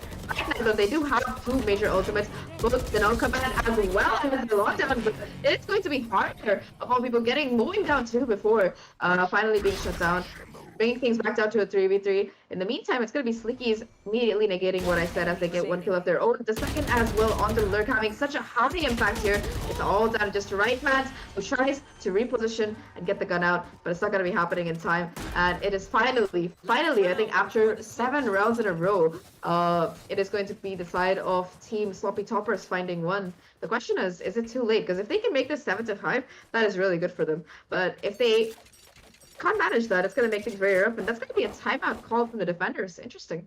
Yeah, a timeout is going to be called here, but this is my favorite question to ask my co-caster anytime a timeout is called. Do we think that if this 60 seconds is going to give a slight breathing room for these defenders, are we going to see that happen again for the attackers? Because I think we're actually seeing them call this because they realize that they were just lacking slightly. They want to be proven that they can be dominant, but 60 seconds goes both ways. Both teams now have a little bit of time to take a deep breath. So Zach, what do we think that both teams have to tell each other to really be taking this game back here? For the side of Sloppy Toppers, I think it just comes down to figuring out a way to execute without using too much or losing players constantly. They're hemorrhaging right now. And the fact is that they do have a Killjoy. So we did see a fantastic lure coming in from Slickies last round. That's kind of the thing that they really need, because the rest of the time they're just pushing as 5 people. They try to go in for a lure pretty late, but it's not quite working out. They have to figure out their timings much better. As for the Defenders, though, I think they're doing a pretty good job. They just have to be able to hit more shots. And last time, I generally feel like if that hadn't been the KO that had gone done, if it was another player that couldn't have been rest, that would have been the difference maker. And now it's going to be a relatively quick A execute, I think. But again, just aggressive control. It's going to be Pongcone getting 3 on the round already with that push. What the hell? Wow. That's pretty insane here. Let's see if it can happen yet again, Bo. Here we go. Duras. Pushing their way through. Slickies is going to say bye-bye to Sail. But they need to say bye-bye a few more times. They do know that there's one on the flank over about that A side here. He's making it work for himself, but not working too well. Dras kind of stuck with the bomb. Not really sure what he can do here outside of just wait for his team to make enough space for him. He's going to get one, but it's definitely going to be more like a Mission Impossible scenario than anything else. Yeah, Slicky sees two players there, and he's like, "Yeah, you know what? I don't wanna risk doing it. A 2v3 is still very much a viable situation there, especially if Slickies can come a little bit closer to Drax. Drax does have that heal available if they want to try and get them back to a little bit of HP. The Flap going to make sure that there's gonna be nobody lurking up close by while the spike goes down, but now they have to try and make this 2v3 work. Again, Slicky's holding such an aggressive position, and the timing as well at the third on the round for the Omen here, and that is going to be a huge kill right now. Again, just wrapping back around. Both the ults, though, the Harbor as well as the KO ults are going to be utilized to try and hold things. And, well, that's going to be covered from anything that possibly comes through. Slicky's getting the fourth on the round as well. It's all done. Just the Harbor here gets the first. Can they get the second? Trying to go in for the spike stick. Doesn't know where exactly the sky is, but still gets the headshot. And that is going to be that. Slickies did everything they could. 4 kills on the round, but it's not going to be enough. And that's going to be an 8-4 half. You did see a 10-2 the last time, but it's going to be MONARCH striking back and saying, hey, if you can do it, we can almost do it. And on Lotus, they get 8-4. Yeah, the thing about Monarchs here, even though that butterfly is in danger, they're still pretty beautiful when they are able to fly around freely. And that's what we're seeing here. Monarch is definitely taking a little bit of a step back, making sure that they aren't playing the same as they did on Haven, and it's definitely showing here. The Harbor's picking up the pace. BPI went from, honestly, in my opinion, the bottom now to the top, and I'm thinking that they can do it yet again. This is a team that is consistent. This is a team that is very solid on the attack, and I think they got this. They don't even have a duelist on the side of their attacking team, but I still think that they might be able to take this just from that motivation and momentum they've built up from the first half here. Yeah, it's carried over from Haven. They might not have been able to close it out, but this time around, they're definitely bringing it hard onto this particular map. 2 players on the C side from the defenders, one of them being a Killjoy. That's going to be a bit pesky. Slicky, though, it's going to be working out of that suppression right now, and the smoke is going to buy some more time here. Again, just the fact that there's going to be the turret in this crystal round here is something that really makes you not want to go there, and it seems like the side of Monarch is really reconsidering that, whether they want to push into this much utility as well as these 2 players that they know for a fact are converged right now. Again, though, just look at how they're defaulting. While there are 3 players making a lot of noise down here on this particular site, you have the Killjoy still lurking around and a player sitting in spawn of all things. So after breaking that turret and making a little bit of noise, using that smoke as a fake along with the concussion, I don't know if they're actually going to be going in, because the spike itself, well, it seems to be going somewhere else. Yeah, Spike is going to have to rotate around. I mean, there's not a whole lot they can do. It is pistol round, and they have to just worry about burning out util, but make sure you don't get burned out by the tree. That is going to knock you down. However, that is 1 down with a lot of damage on the right man. Hopefully, it's going to be enough. Orly. 30 seconds left. You know, people have said that he had to pick up the pace. 2 and 12 on a duelist. Definitely not what you want to be seeing here. Might be able to make it work just this pistol round. And it's BPI there, but Orly finally picking up the pace, will be able to pick off 1. You need to find some more. Spike has been planted. Stuns are flowing. And Orly is having to hold up his teammate, and it's working. But it doesn't matter. Boris is just going to run and gun. Can he do it? He's looking for it, looking around. And he clutches it. Boris! Beautiful job. Just the fact they got the spike down, the concussion went in, and you saw the breach basically being like a sacrificial lamb to eat the bullets from Orly. And in the meantime, this madman Boris just runs across with the ghost and taps the guy sitting on the spike. And after that, just plays time knowing that Orly is low. A fantastic round coming out of Team Monarch there, and I think that it is going to be one of the it's not the last nail in the coffin for the side of Team Sloppy there, but definitely one that's very close to the end, because 9-4 right now. The plan coming through as well for them is going to give them extra money. Not quite anything in the arsenal left for the side of these players from from Sloppy here for this particular round. You do see some pistols across the round. In the meantime, it's going to be Right Man, so we're catching the push already, finding that first kill. That KO being gone is going to be such an impactful kill as well, considering that how much utility the KO really brings, even on these eco rounds here. Again, though, it's going to be Ponkun still holding the flank along with his compatriot, gets the turret down, and that's going to prevent the rotation from coming in on the Killjoy. Yeah, preventing that rotation from going around is pretty vital, but Drath, very aggressive, will be able to get one. Fashion grabs another before finally getting dropped. Now 3 against 3. We are at a slight weapon disadvantage still for the defense, but that is an opening that they needed. However, Orly is going to be the only one to go down at B so far and might have to join them. It's Drath versus Right Man. But A site completely open. They're bringing the spike where they need it. They're going to plant that for free. And unfortunately, they're going to have to get past this KJ, who's been anchoring it down pretty successfully over in this hallway. 2 remaining players, and again, just the fact that you have a turret and the spawn here might be huge right now. The timing as well is perfect for Right Mans as they take down the Omen here. It's all down to just Drath. Has gotten 1 kill, does have that frenzy to work with, but almost no HP available. 1 bullet from literally any gun will be able to take them down here. All the smokes as well to make things worse. They do manage to zipline their way downstairs, though. It does seem like Wars is expecting it and will get that shot with precision. They did lose 2 players, so that's 2 Spectres out of the equation, but all things considered, it's still a pretty good round coming in for the attackers, especially considering that Monarch did manage to get the plants. I believe that Killjoy is also pretty close to their ults, considering how they've been farming these lurk frags, and that's the problem, right? If you're running a comp like the side of Team Sloppy Toppers is running, you need to get aggressive, but just the fact that there's this Killjoy constantly sitting in spawn, basically just chilling in attacker spawn or towards mid, while using some of their utility to hold flank, it's gonna make things really difficult for the side of Sloppy unless they can take them down.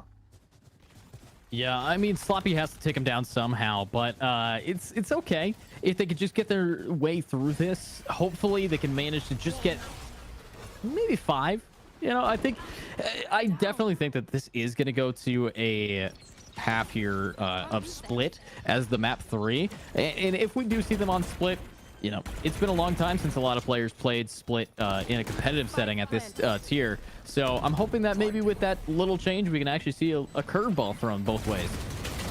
But that's 1. Defense looking pretty clean. BPI is here, but Drath with the double kill down. They need to keep that going. They are going to be able to stick it. They just have to get past Right Man's. But Right Man's doing a great job with the Bulldog. Looking for another. Is not going to run out of ammo yet. And now goes down. Beautiful attempt. Defenders now securing 5. Halfway there. You shouldn't have mentioned split, did you? This is gonna go to overtime now. We keep jinxing these people. But Is it jinxing? I mean, somebody wants to be able to go to map 3. That's gonna be Monarch, so you know. Yeah, that's fair, but you never know. You never know how it works. The caster occurs and strikes in the most unlikely ways when you least expect it.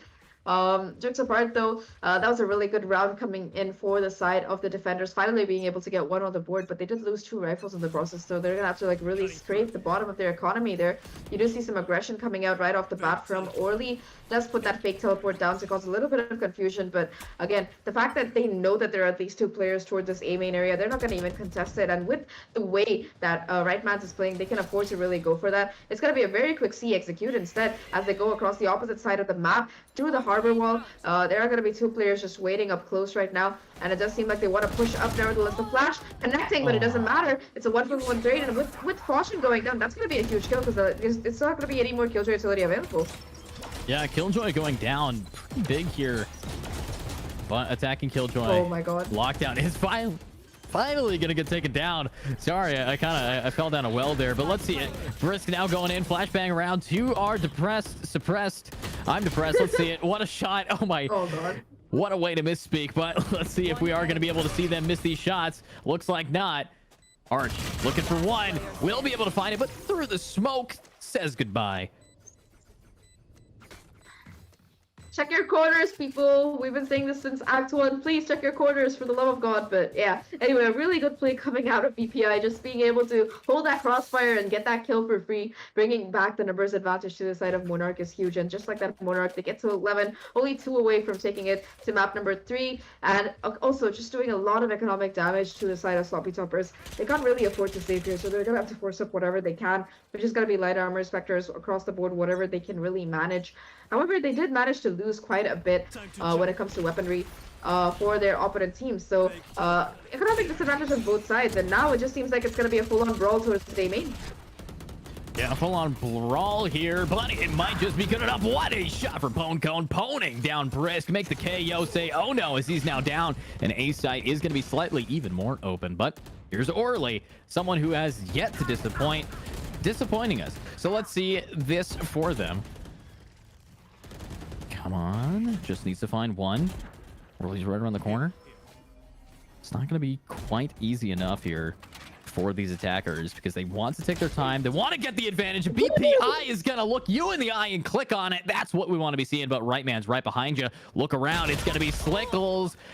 Slickies gets the pick, and that's what we want to be seeing. But defense still down one player, down some ultimates, down some hope, but not down rounds. They might be able to win this in game 3. Hopefully they can, though.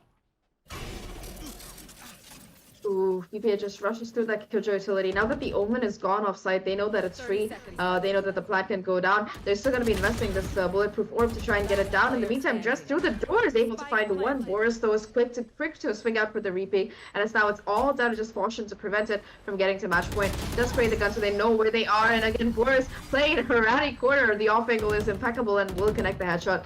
12-5 right now. And I feel like aside from that one round, these players on the side of Team Sloppy, they haven't won a single round in this particular half. They're just struggling on attack against this onslaught of utility, on defense, sorry, against this onslaught of utility that's really coming their way. Two controller agents, a KO, a Killjoy. I don't know, man. They just seem to be having such a rough time right now. Yeah, definitely having that rough time here, but I do think it's just coming down to the fact that they were not confident on the map of Lotus getting into here. Their duelist is sitting very passively in the back. Fa Shin, this time, not for shame, is going to be able to get the pick on a right man's, while Boris is getting a trade over on the other side of the map. However, this is not looking too good if you were on defense. You don't have the weapon advantage that you need.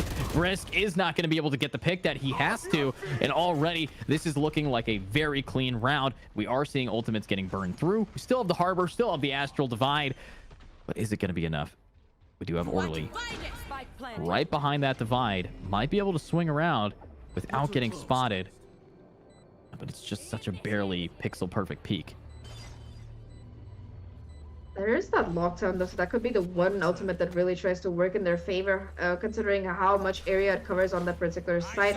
If it comes down to Orly here, has to do as much as they can to prevent it, and again, it's going to be the counter ultimate invested by the Harbor. The fake clone will be enough, and it's all down in just the hands of Orly. Goes for the swing, gets one, but unfortunately at that range, the Vandals will do better. 13-5 on map number 2, and this is a much more dominant scoreline than we saw coming out of map 1. Monarch really bring it back on Lotus here, and you know, a lot of it I can attribute to the team comp, but it just genuinely just seemed like they were a lot more warmed up. Like, look at the scoreboard. You know, we did see Ponecone pop off a little bit in the last map, but so I think one player that you really want to highlight here is Rightmans, because they seem to be struggling on that Cypher on Haven, at least for that first half, but after that second half, they are in form. They are on fire.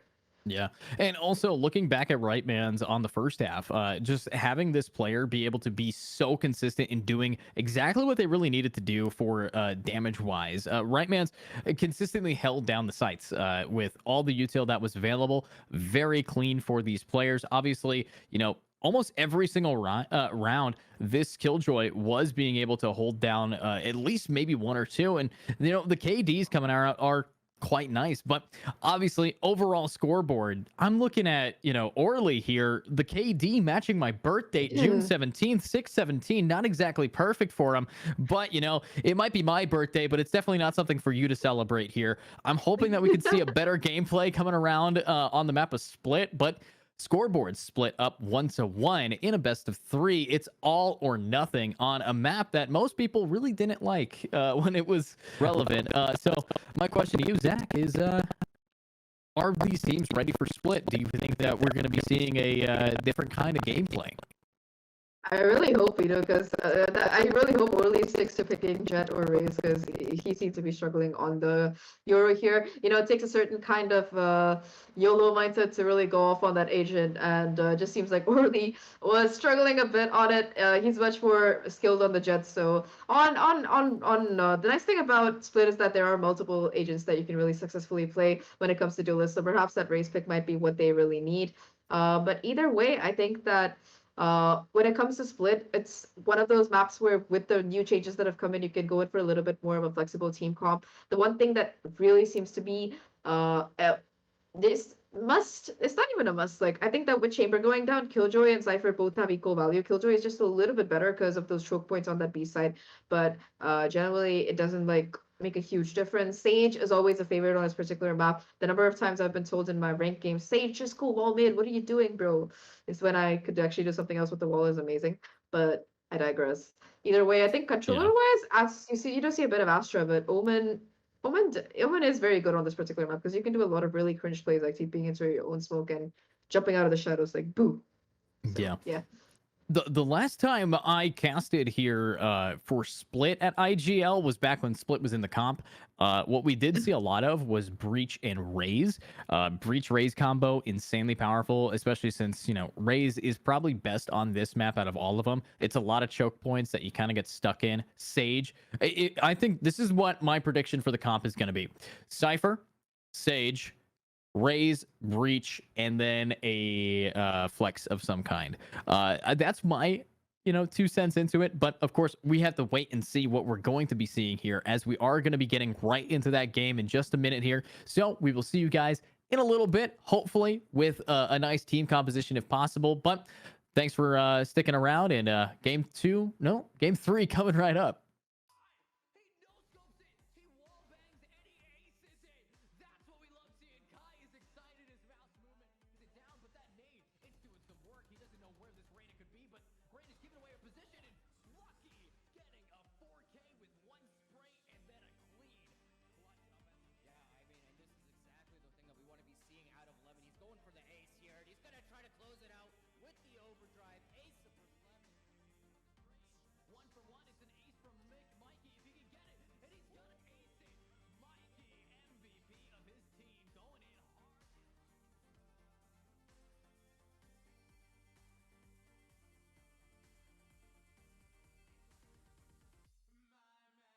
Win it again. You will not kill Nice res coming out. Spots Minari, takes him down. Only one bullet, decides to reload right in front of green. Tries getting in halfway, and he actually sticks it all the way to half. And he reaps those Yun Min with the win. clutch. What a clutch. On one, but they're out. But here comes the nightmare. It's making them very afraid. Spike is now down. Lucky holding that W key. Getting a double kill with the spray down. This man's ready to go, and it's all up to Zell. He sprays it down, but that nade, it's doing some work. He doesn't know where this Reyna could be, but Great is giving away a position, and Lucky getting a 4K with one spray and then a clean. Clutch up. And right now, Truly, with this tour de force, is going to spot one and only able to get it, but that's going to be a double, and that's a triple. God. That's what we like to see. Unseen, unseen. Welcome back, everyone. This is map 3 for today, and we're heading into Split, a map that I haven't casted in more than a year, which I'm really excited to do. Anyway, I'm Zach, and with me here is the amazing Edu, and we did have some Asian comps predictions coming in from him before we went into this particular one, and so far he is almost perfectly there. Like, he's predicted a Sage, and it's going to be double duelist instead coming in for the side of Team Monarch here. But 4-5 ain't bad. As for me, I would have probably said the same except for the Killjoy, and I'm happy to see the side of Sloppy Toppers is not letting me down. Brisk sticking to that pick of the Sentinel that they excelled at, only going in for the Sage after that stressful Yuri game. I can't quite blame them for switching over. And also Sage is just really good on this map, but I digress. No breach for the side of Sloppy Toppers. It seems like Dras is kind of deciding what initiator they want to play. You saw them on Silva on map number 1, and they were Sky on map number 2. Do they want to go in for the Holy Trinity, or just stick to what was really working for them is going to be the question. But the fact that both of these teams have gone in for that Astra pick is pretty interesting to me. Yeah, I think it is pretty interesting, but they are doing an amazing job here. Obviously, I did set a prediction. Breach, Raze, Cypher, Sage. I'm looking at a Select your Sage, a agent. Breach, a Raze, and a Cypher. I was right. I just happen to have them scrambled across both teams here. But with Nice that being save. said, I mean, it is pretty meta to have a Breach and a Raze. Cypher especially is insanely good if you have the one-way setups. The cameras alone can pretty much hold the site. It's amazing. And I remember way back in the day when Cypher had the ability to kill people with his camera. This Oh, God. map was a Cypher haven.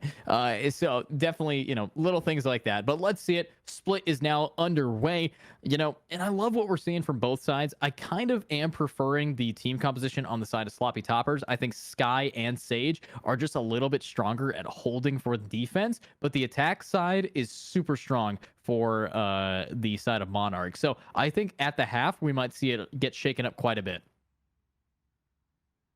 Yeah, the thing is, even with the nerfs, the so-called nerfs that came into Split, I think that is still very, very much a defender-sided map. It's really difficult for attackers to like find a purchase. You know, considering even with how some areas have been like adapted around, it's still just a bunch of choke points that they have to make their way through. When you're running like a team comp like this, you know, Killjoy can lock down B main, Sage can slow down mid, along with the Astra, Raze. It's got to be on A. Race is going to be on A. There's a lot of utility that you really have to bait out before you can even try to make your way into site. In fact, it's going to be Killjoy playing towards the A site this time around, along with the Race. So that's going to be two annoying agents. And it seems like they have their read right, because I see all of the players except for the Breach just waiting outside A, and the Breach is probably waiting to stun Raps or something so that the Jet and Race can go up there. Let's see if that is going to be the case here. Oh my god, that was fast.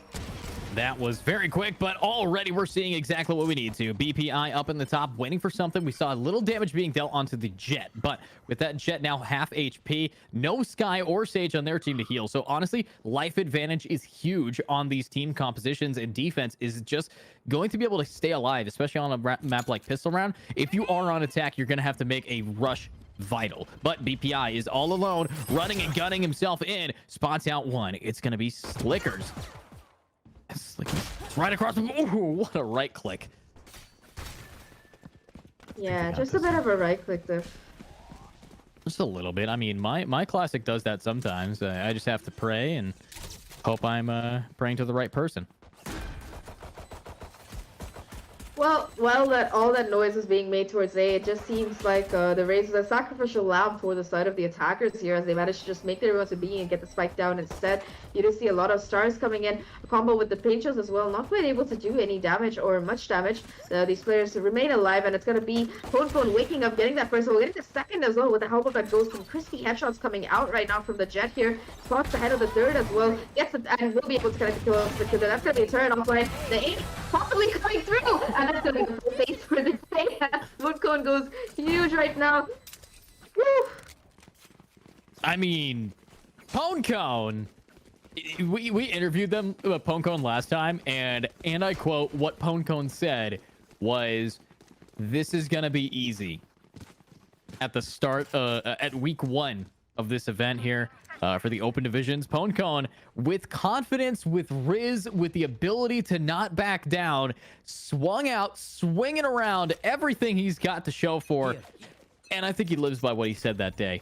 He is proving to be the kind of player that just says, let's have fun, let's kick some butt, and they are. An ace right off the bat at Pistol Round. I'm hoping to see it yet again here, but beauty's in the eye of beholders, and we got Dras with the Frenzy, hopefully making mid their location. What a flashbang. Comes around, is not going to be able to capitalize on it, and these defenders, they already have to bail. Attack is ready to swing on B. Gonna be the Moonbot who's gonna be leading the charge here. Will be forcing the player to reload, but the backup is there, and while Raze checks right, it is gonna be the team backup going for left, and just like the spike again will go down for free on the B side. Caution did invest in this particular round, will have the Bucky to try and work with here, but again, just the oppressive utility, the smokes as well as the paint shots will prevent them from really pushing forward here. You can see how Cypher is just waiting and watching behind to try and trade their teammate out if things don't go well. That gun being picked up, it's gonna be the sound cue for the swing from the Cypher, and just like that, it is going to be all down to just Caution here. Only has the Bucky to work with. Will be forced to play in this corner, and now they know what exactly they have in their weapon arsenal. picks up the frenzy as well. But with only 22 HP left, there's not much that he can really do. It's where the possibility of a push through, but it's just going to be Zale getting that final kill and a flawless round to boot. It seems like Team Monarch, they are here to make a statement. They're not messing around. After off the back of that ace from Pwned as well, I think that they're going to be having the Blaze Storm online this round if they want to make this eco a little bit more spicy and they choose to use it. Yeah, I mean, one pick away. I think that our Pwned is going to be able to pull that out, but he did force buy here. So I think what is going to happen, he gets a pick with it on the swing early, pops the ultimate, drops it for his teammate, gives them a Vandal, and I think that would be the way to win bonus round pretty quick here. They are up against rifles, but not a whole lot of armor. It looks like Dras barely walking away. Luckily, this is the team that does get a heal, so we are going to see that Sky get a little bit of HP back in their hands, all the way back up to full. You know, no head armor. They're okay with trying to get another one tap, but no armor at all. That's 3 shots you're out in this ball game.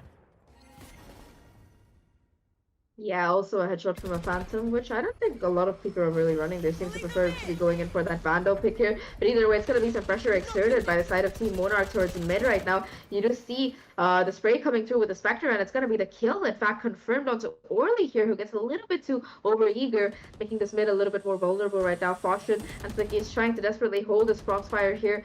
And after creating a little bit of noise, it seems like they're going to be rotating back onto the ace side. This might not be the best decision, though, because it seems like the Killjoy is still going to be holding on and anchoring. I'm pretty sure Cypher can hear the turret from there. I'm surprised that they're still deciding to go in for it, but instead of funneling into side, they're going to be funneling into heaven instead. Oh my god.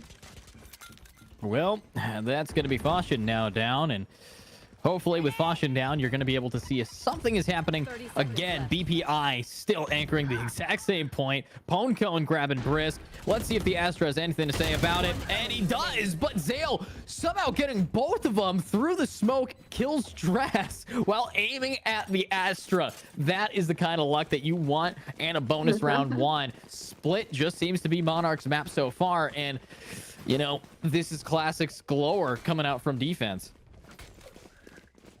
At this point, Pwned has more kills than the entire enemy team put together. Let that random statistic just sink into your head. I mean, Pwned does. Zale also does. Oh crap! Yeah, you're right. Yeah, 2 people. That's a bit of a yikes coming in for the side of Sloppy. Talking about them though, they are gonna give any information that there is gonna be some heavy B presence here. It's gonna be most players in fact just trying to rush their way onto the side here. Jazz trying to find a kill while still holding onto the side, gets the first shot but not quite able to get the second. That's still good considering that's around with only Spectres. The Spike attempts to go down, but the paint shows are perfectly on point and right. It's gonna be right man's being taken out right now. It's a 3v3 to boot. One of the players is super low, no heals available like you said, and just like that, Fawson is able to get that raise def, and the paint show's back online. Boys running for their life here to you know, keep themselves from taking damage. Guns are gonna be dropped on site, and risking an attempt to perhaps go get one will fail miserably. 6 HP left, 2 bullets in the chamber, and neither will connect, unfortunately. But that round, it could have gone bad so easily for the side of Team Monarch. But hey, they bring it back. They do bring it back, and now I do see that we actually have a tied. All of the kills on the defense are equal to Pwned now. Maybe they might be able to get the slight advantage here and get another one, but let's see if it's going to be good enough. We do have Pwned already with the ultimate. Zale joining him, Boris joining him, and this is pretty hard here. Obviously, economy not looking too hot for the defense, as we've said 4 rounds in a row, but let's see if it is going to be enough. With a early pick. Dras, are you going to learn from your mistakes from last time? Looks like you're just going to want to test if people want to take a peek at you. But on the other side of sight, it's right man's taking out Faution. Faution seems to be the one to go down almost first every time here.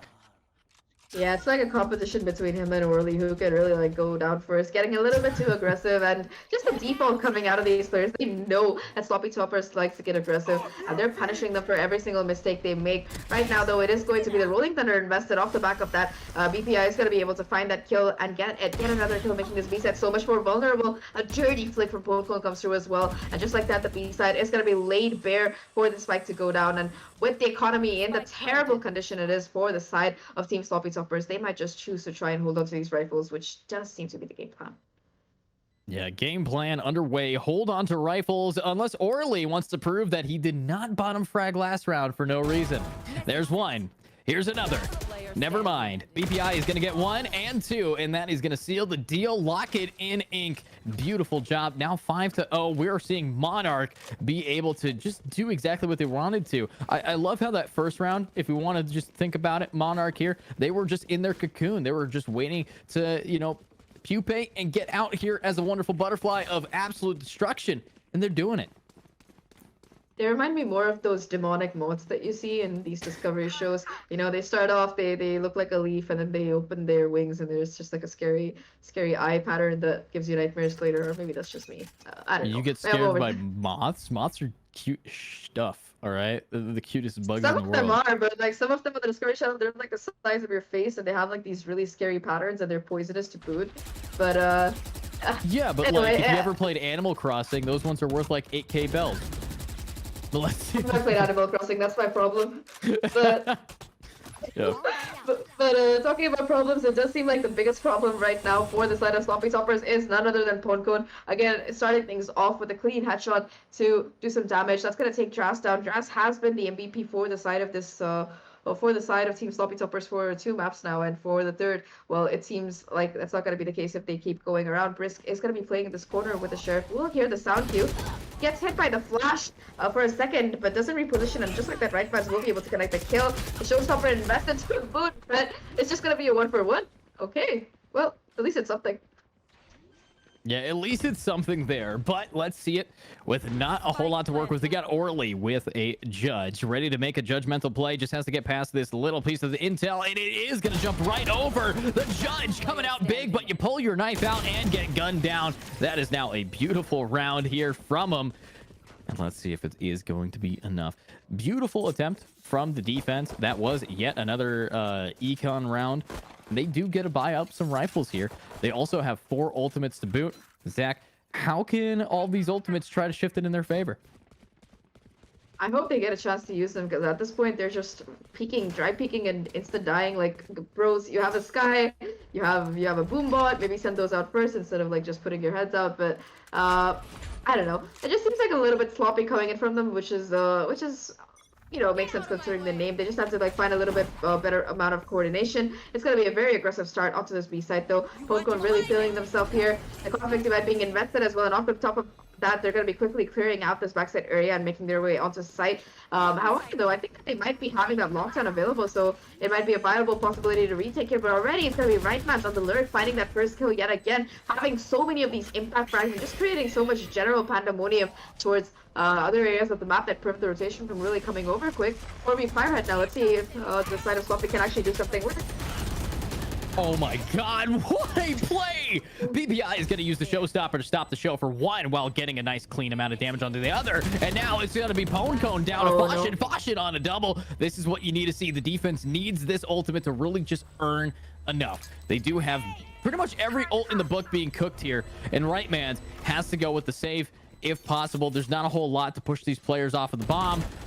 But the run and gun, bye-bye, Brisks. That was the first kill this KJ has gotten, and it was with a single bot. The bot is doing more than the actual player. You know what the more horrifying part is? If the Cypher had even a little bit more HP, they would have been able to swing out and catch the diffuser. There wouldn't have been time to take it down, because Brisk unfortunately whiffed a little bit on that shot. But hey, a round is a round. A turret kill is a turret kill. That's why KJ is the queen of bots. Players like me depend on the bot to get kills. That's just me though. I digress. But yeah, again, Rightman's, you know, talking about the Cypher, I just like the way that he's playing it. You know, sometimes he's in mid, sometimes he's in, you know, A side. Just constantly being able to be a menace in the side of these players from the side of Sloppy Toppers. It's an added benefit, because on the first map, like we talked about, he wasn't really having a good time. I think he was on 0 kills for like the first 8 rounds or something. But after that, the man has been absolutely slaying out. Yeah, slaying for sure. And I like what we're seeing, though. As long as they can keep that going, it's going to just be Dras looking right around the corner with a Phantom facing off against a Jet. However, these attackers, they might have lost their first round last round, but they did use, you know, a lot of ultimates away from the defense, took that away, but they did burn some of their own. But let's see how they can do now that they have that little reset. Dras is here with the confidence from last round built up. There's a double, not a triple though, as Boris and Zale are going to get the picks, getting the trades 3 against 3. They have the bomb now planted, and this is what you want to be seeing. The retake underway, the rifles in their hands. This is going to be hard, but if anybody can do it, it's going to be this team with that res coming around. Yeah, the no healer factor is pretty huge right now because they're really like struggling to keep their HP up. It's gonna be Rightman that's swinging out, getting that first kill. They're just doing a lot of work. It's all down to just a Cypher here. He knows exactly where these players are. But well, it's gonna be Foshin though who finds the timing, plays it to perfection there, taps the spike, goes for the reswing, and it just seems like Rightman's was not ready enough for it. The second round on the boot and the showstopper online again for Foshin. Last time around there was a little bit of a posthumous kill, you know that martyrdom perk that you get in those old shooter games. Like yeah, you die, you drop a grenade. It was kind of that kind of situation, but this time around Fossin manages to do an ult without dying himself. Yeah, a few times dying himself is you know what we want to be seeing. But Foshin, I really like, picked up the pace. Has been the guy in the front, able to get 1 or 2.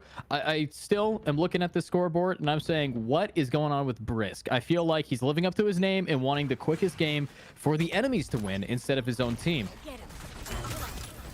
Oh, what is that movement? Still able to take a bunch of damage to the wall, but Foshin, any other player would definitely be dead in that position. This man's playing Overwatch, he wildin', but He's just gonna use a Tracer recall to send himself all the way back to spawn. so don't give him ideas. They might actually do it. Imagine an Asian combining. Oh, okay. Boris just dry peeks that and gets the dirtiest shot onto Drax, who just seemed a little bit unprepared. The resurrection was used last round by Orly as well, so not gonna be in the pockets of the team in this round. With the players being on site, it's gonna be huge right now. The showstopper getting baited out beautifully by Poncon here, causing a little bit more damage. And in the meantime, it's gonna be 2 players still waiting towards mid to try and come back through. You already see the breach following up. Orly gets a kill from this corner, but still he's gonna be surrounded right now, and just Zale finally finding the time and getting that last kill. It's all that is just Brisk here. A 1v4 gets the first, but not able to do much more. And after 2 losses, it does seem like Monarch are back to assert their dominance and yet another round. But you know, Foshin is catching up to Poncon there. Remember we were talking about how everybody on the team was significantly below those kills. Well, Foshin's closer. Just give him a few more rounds. Yeah. Let's just let Foshin bait his entire team and it will work. They will get the picks that they need, and it's working beautifully. That's the kind of gameplay you want to be watching here. Let's hope that this raise can really raise the stakes on his team. But honestly, I think he's raising the bar from what we can expect from the team of Sloppy Toppers, and that was already caused from the first round here of this best of 3. Hopefully, we can see this player keep it going with now a sheriff in hand. It's Foshin. It's the top frag. It's the man, the myth, the legend, the raise right around the corner. Foshin certainly being able to do quite a bit of damage. Not the economy that you really hope for though when the score is 2-7. Just a couple of sheriffs and a very equal buy for that particular player. I do see some ultimates being very close. Dale, for example, only 1 away from that Rolling Thunder. Could prove to be a pesky menace, and it seems like the spike itself, it's making its way back towards that A side where there are 2 players in heaven, but nobody really on site. Ponko leading the charge once again with the help of this trusty Nando. Gets a double kill to boot, quickly flicking from one head to the other and completely opening up the site. Is still going to be holding this cross angle, being an absolute menace right now. It does seem like the Sage will be peeking through any second. Ponko just playing aimless at this point. Someone stop this man! The third round already, and still he refuses to move forward to boot. Don't you say? Don't you dare! Ponko with the second ace on this game is going to bring his team to 8. And what am I watching? I think you're watching an absolute domination of a player. Poncon, the enemy, acing it 2 times in 1 game. You were talking a little bit about how, oh, look, we're catching up to Poncon. This player listened into our comms and said, I bet triple it. Get what was that? I mean, that was a 50% increase in kills in 1 round. Went from 10 to 15. Beautiful attempt, and I think he wants to do it again. I think Poncon is the kind of player that wants it. We talked a little bit about it. He was confident in that first interview, and I can't wait to do it yet again. Foshin, though, up in the clock, is going to find out 1. Poncon not going to be able to repeat it, and it looks like no one's looking at Foshin. Oh, but Fashion will go down in high fashion, as now it's just Orly trying to make some damage for him. Two players just waiting for them to possibly peek into their crosshairs here. The double peek trying to converge here. The popping not quite working out. At least the trade is there from Slickies, and now it's all down to just the breach. The Rolling Thunder, having been already used here, is not going to leave him with much in the arsenal. Just make the footsteps noise, and will probably try to lurk back around. Has position of the spike as well, so that's something that's definitely in their favor. The heal coming through as well, the overkill kicking in from the sky, and that's going to bring that player back to a super reasonable HP, making things a little bit more easier. They will have to somehow isolate these fights or get a convergence or a very nutty transfer like Poncon did last round. That's still sitting on me. The players from the side of team Sloppy Toppers have rotated over towards A though. They're just gonna be trying to play it together. Either they retake together or they wait for Zale together. And so far it does seem like it's working out. With 30 seconds left, Zale is gonna be forced to converge towards one site, and that does seem to be B. So as long as he is able to somehow pick these players off one by one or get a perfectly timed flash or something, that might be what he needs to clutch it out. Yeah, he is going to be able to take advantage of the fact that they were both over on A, get that bomb planted for free, and now get himself into alleyway. And it looks like he's actually read this perfectly. Now looking just around, but this stun is going to give up his position. So this might not be the best play. Obviously, that dog is going to be checking one for him. Zale has to manage to pull this out of nothing. Looking away, he flashes himself. Dras, no! Oh, blinds his teammate, blinds everything. But that is the kind of gameplay you want to be seeing. Zale cleaning it up. And I said this before, but when Zale is under pressure, that's where he gets his name, because he pumps out diamonds. All right, he is always the man, the myth, the man who can clutch these players. Now, it's the last round before the swap here, Zach, and I think we might see another 9-3, but if it gets to a 10-2, this is GG. I don't know.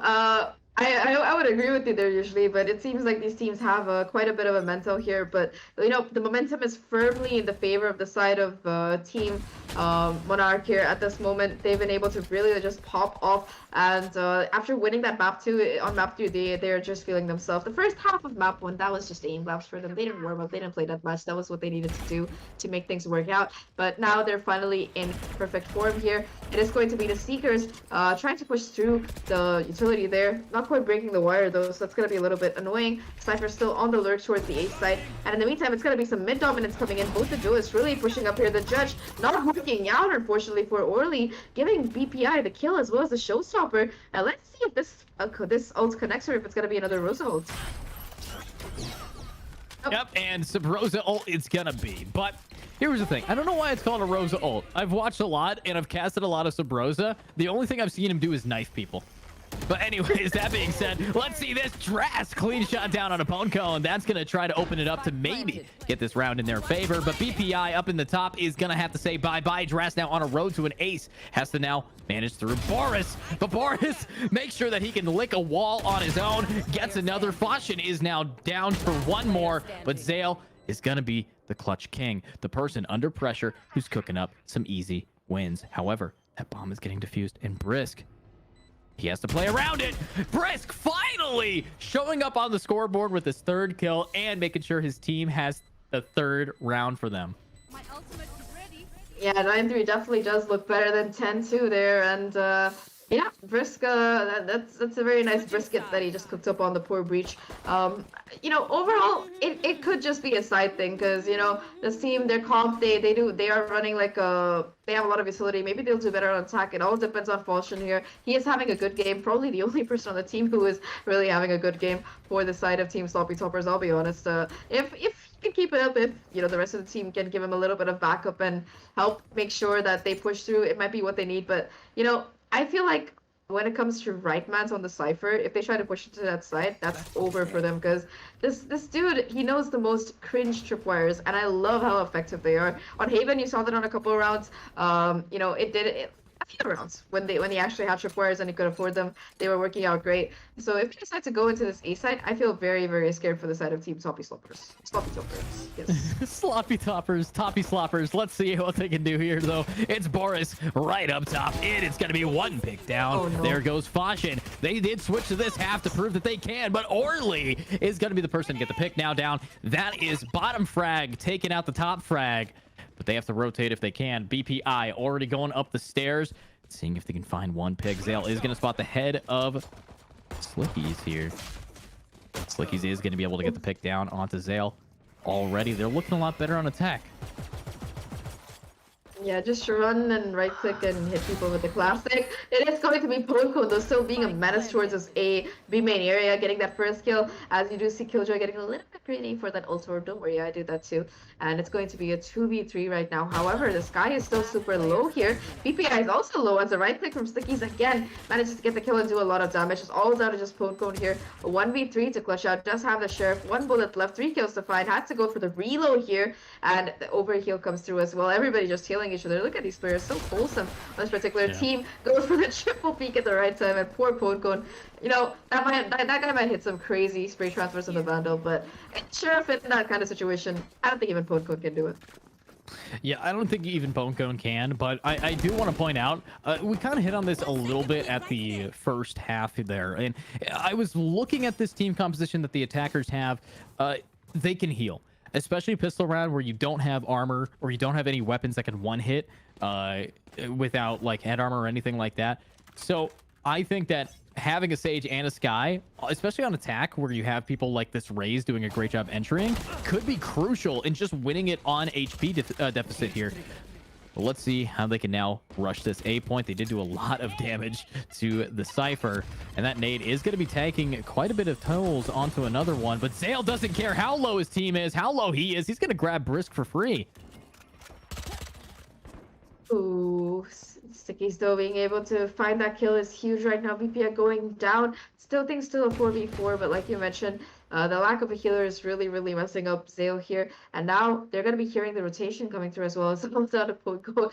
And with the shorty of all things in this particular angle, we'll be hearing all the sound cues as well. So if Ponko can get 2 kills, it's going to be pretty huge. The swing from right man's is immaculate, and they managed to do quite a bit of damage, but it doesn't matter because they're just going to heal back up again.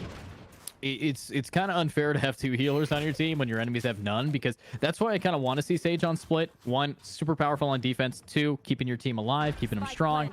However, Zale, now you have a friend in the diamond business. What a shot from Slickies, but Orly is going to be able to get 1. Slickies is going to grab another, and they're ready for it. It's Ponko though.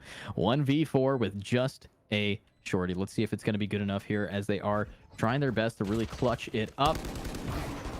Here we go. Ponko sliding around, and attackers are going to be securing that and grabbing the pick down and shutting them out. But with that being said, they were able to secure the deal. Ponko not able to clutch it off too much, and we are going to have to see what they can do this round now that they are going to be able to buy, and hopefully it's not going to be too negative for them. They were at such a large advantage. But my question for you, Zach, is even with this now weapon advantage, do we think that the defense can take back their momentum that they built up in the first half?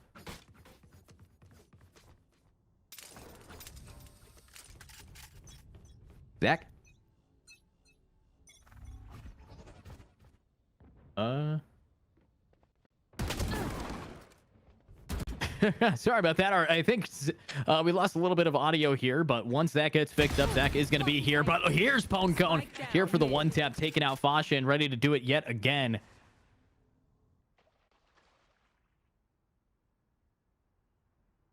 And let's keep seeing this, though. As we wait for Zach to reconnect, let's see what can attack do to reconnect themselves to a clutchable game. It's not going to be too easy, especially with Ponko getting 1 early. As long as they can keep this up, they are going to be quite happy about their position. Defense, locking this down and attack. Having to win this bonus without 1 person. This being so spread out, not exactly ideal. Let's see though, Ponko. Does he have any idea that where this Sage could be? Right above you. Anybody's game. Still playing extra slow. Waiting it out. Waiting for somebody. to get themselves right in front of their crosshair. But on the other side of the site, it's going to be Brisk grabbing BPI, and through the smoke, he's also going to pick up Zale, walling it off. But right behind you, it's going to be an Odin. Right, man. That's a triple down. Can he get 4? He cannot. Orly, last player standing, will not go down to the Odin. However, he's going to have to channel the power of Odin's because he's the last man standing in a 1 versus 2. And Astra being the astronomical person above him against Pwnekone right up top. But Pwnekone is going to make sure that you don't condone the damage. And there it is. What a round. The headshot down onto this poor Sage. Double digits now secured for the defense. And Monarch is going to be continuing to move on, now taking their momentum back. But listen up. That was to try to win a bonus. They got the plant. They got what they needed. And it's going to be pretty tough here if they could just keep this going. Now, we still do not have our... My wonderful co-caster will be reconnecting with us shortly, but as we have them reconnect, we will be talking a little bit about what we want to see from this round. Of course, we are having right mans with an Odin yet again. We just saw what it could do, but attack full rifles, almost full armor, and really close to having res and astral divide. So hopefully it is going to be good enough here. I hope it's good enough too, as is my Discord. Can everybody hear me? Yes, we can. Let's get in here. Zach is where we're ready to go. And you know, technical problems, it wouldn't be a Valorant stream if there wasn't at least one. We can be the new Pansy and Hypebox, just get a tech problem happening every time we're casting. But yeah, jokes apart, tech issues happen. I'm back. Hopefully it stays this way. It is going to be a bit of jump picking coming in from BPI, not wanting to go down too early like they've been struggling to in the last couple of rounds here. It is going to be Slickies though in mid, being a little bit of a problem. We'll be moving back though once that smoke goes away. Zale with the Guardian, and he has to hit these precise one-taps here and do some damage. Off the back of that utility usage, we'll be able to push back into site. We'll hear the orb being taken but not quite able to connect any of the shots. And in the meantime, Slickies will find the timing on mid, taking down the man, the myth, the legend himself, Pwnekone, off the charts. And off the back of that, it is going to be just right man's isolated on this B side. If they converge on it, this might be a perfect kill. You know, if they converge on him, but Rightman's is not the kind of guy to go down. I mean, he's going to be shooting Nerf darts at him, but remember, it's Nerf or nothing, and here's Rightman's going right in with it. What a shot down onto Foshin, grabbing that pick, looking for another one. It's going to be Zale up top with the Guardian, needs to guard it for his teammates' behest. However, it's so hard. They are rushing out of heaven, and they have to rush right into Rightman's, but Rightman's, he can't do it again. Looks like it's going to be nothing, not the Nerf, as Zale is looking to try to get one, but he's blind, but it doesn't actually stop too much. 2 versus 4, and the winnable is on its way.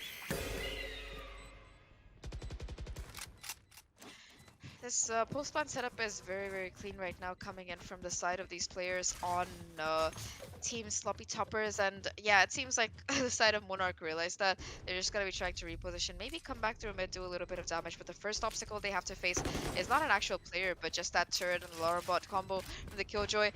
They've given away their position. They managed to pick up a rifle as well. No more Guardian to save, and they might just try to hold on to these because this was their buy round, and now that they've lost it, things are looking a little bit rough for them.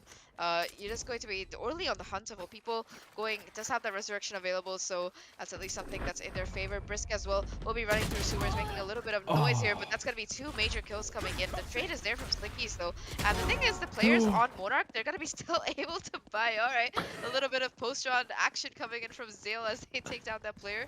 They save 1 gun, which is not too bad, all things considered, but this is such an awkward buy. Yeah, but you know, you're right. However, getting those picks, we cannot see a full buy coming around from the attack. They will still have full rifles, but a Guardian with light armor is not the ideal purchase that we want in the hands of Orderly. But I am looking over on the defense side. Only the gun that we saw saved now moved from the hands of Zale over to BPI. BPI knows how to get these picks on Raze, but this is an A hit, and they are not focused here. Yeah, the gamble stack not quite paying off. You do see right mans towards heaven though with the Bucky, so if they decide to make a mistake, go towards that area, it might be huge right now. Foshin again, you're gonna be pushing up. Satchel not quite firing properly. They're not gonna be getting them the full space, and off the back of that, they decide to just go towards the side instead. I don't know where that nade is going. I think they're aiming for a sensor or something. Not quite connecting onto the elbow. Boris still being able to hold on to it is huge right now, and the spike is gonna be going down. The Boris makes it around the side. Two shots with the Marshall. show before finally being shut down. The Bucky as well to boot, making things worse. And now the tables have turned. Tides have changed. The nade is perfect. And it guys to take down the players. All down to caution here. 1v4. And they're not even going to be able to see anyone as the spam is perfect. And just like that, the awkward buy converts completely with the help of some fantastic utility usage. 11-6. A Bucky and a Marshall, the two oddest guns to really win against full rifles, and here they are. We saw it from the Cypher, we saw the no scope from Boris. To have replays, to be able to see that yet again, you can clip it right now, clip it. But let's see what can happen with these guys really just absolutely carrying their team.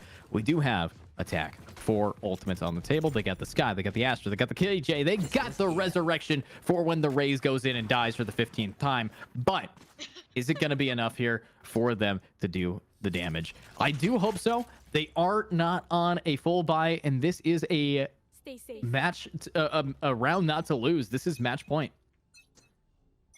Yeah, to make things worse, Puncon also has managed to invest in that operator, so that's going to make them even more annoying.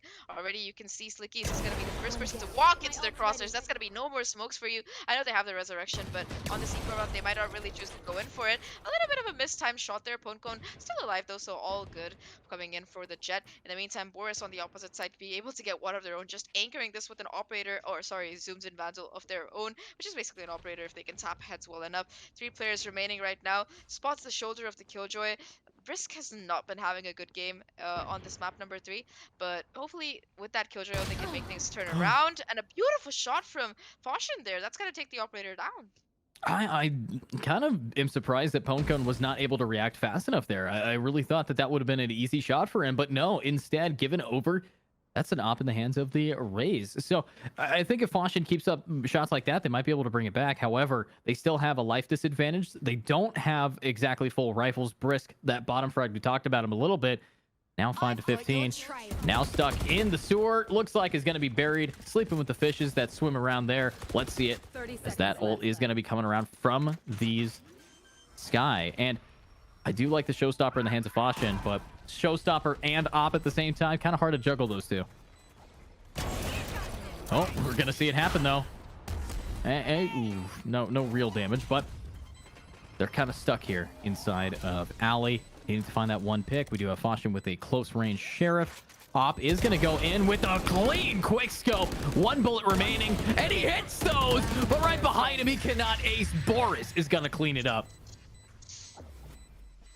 I was really hoping we would be seeing the 3rd ace on this particular map, and Foshin almost had it, man. He swivels around. He knew that Boris was there. It was just if they had any other weapon, I believe they could have done it. But a really good round coming out of Foshin, considering how broke they were in the beginning of it. The fact that they managed to get it down to a 1v1 or a 2v1 is pretty insane. And of course, Boris just being a little rat. I love when controllers go for ratty plays like that.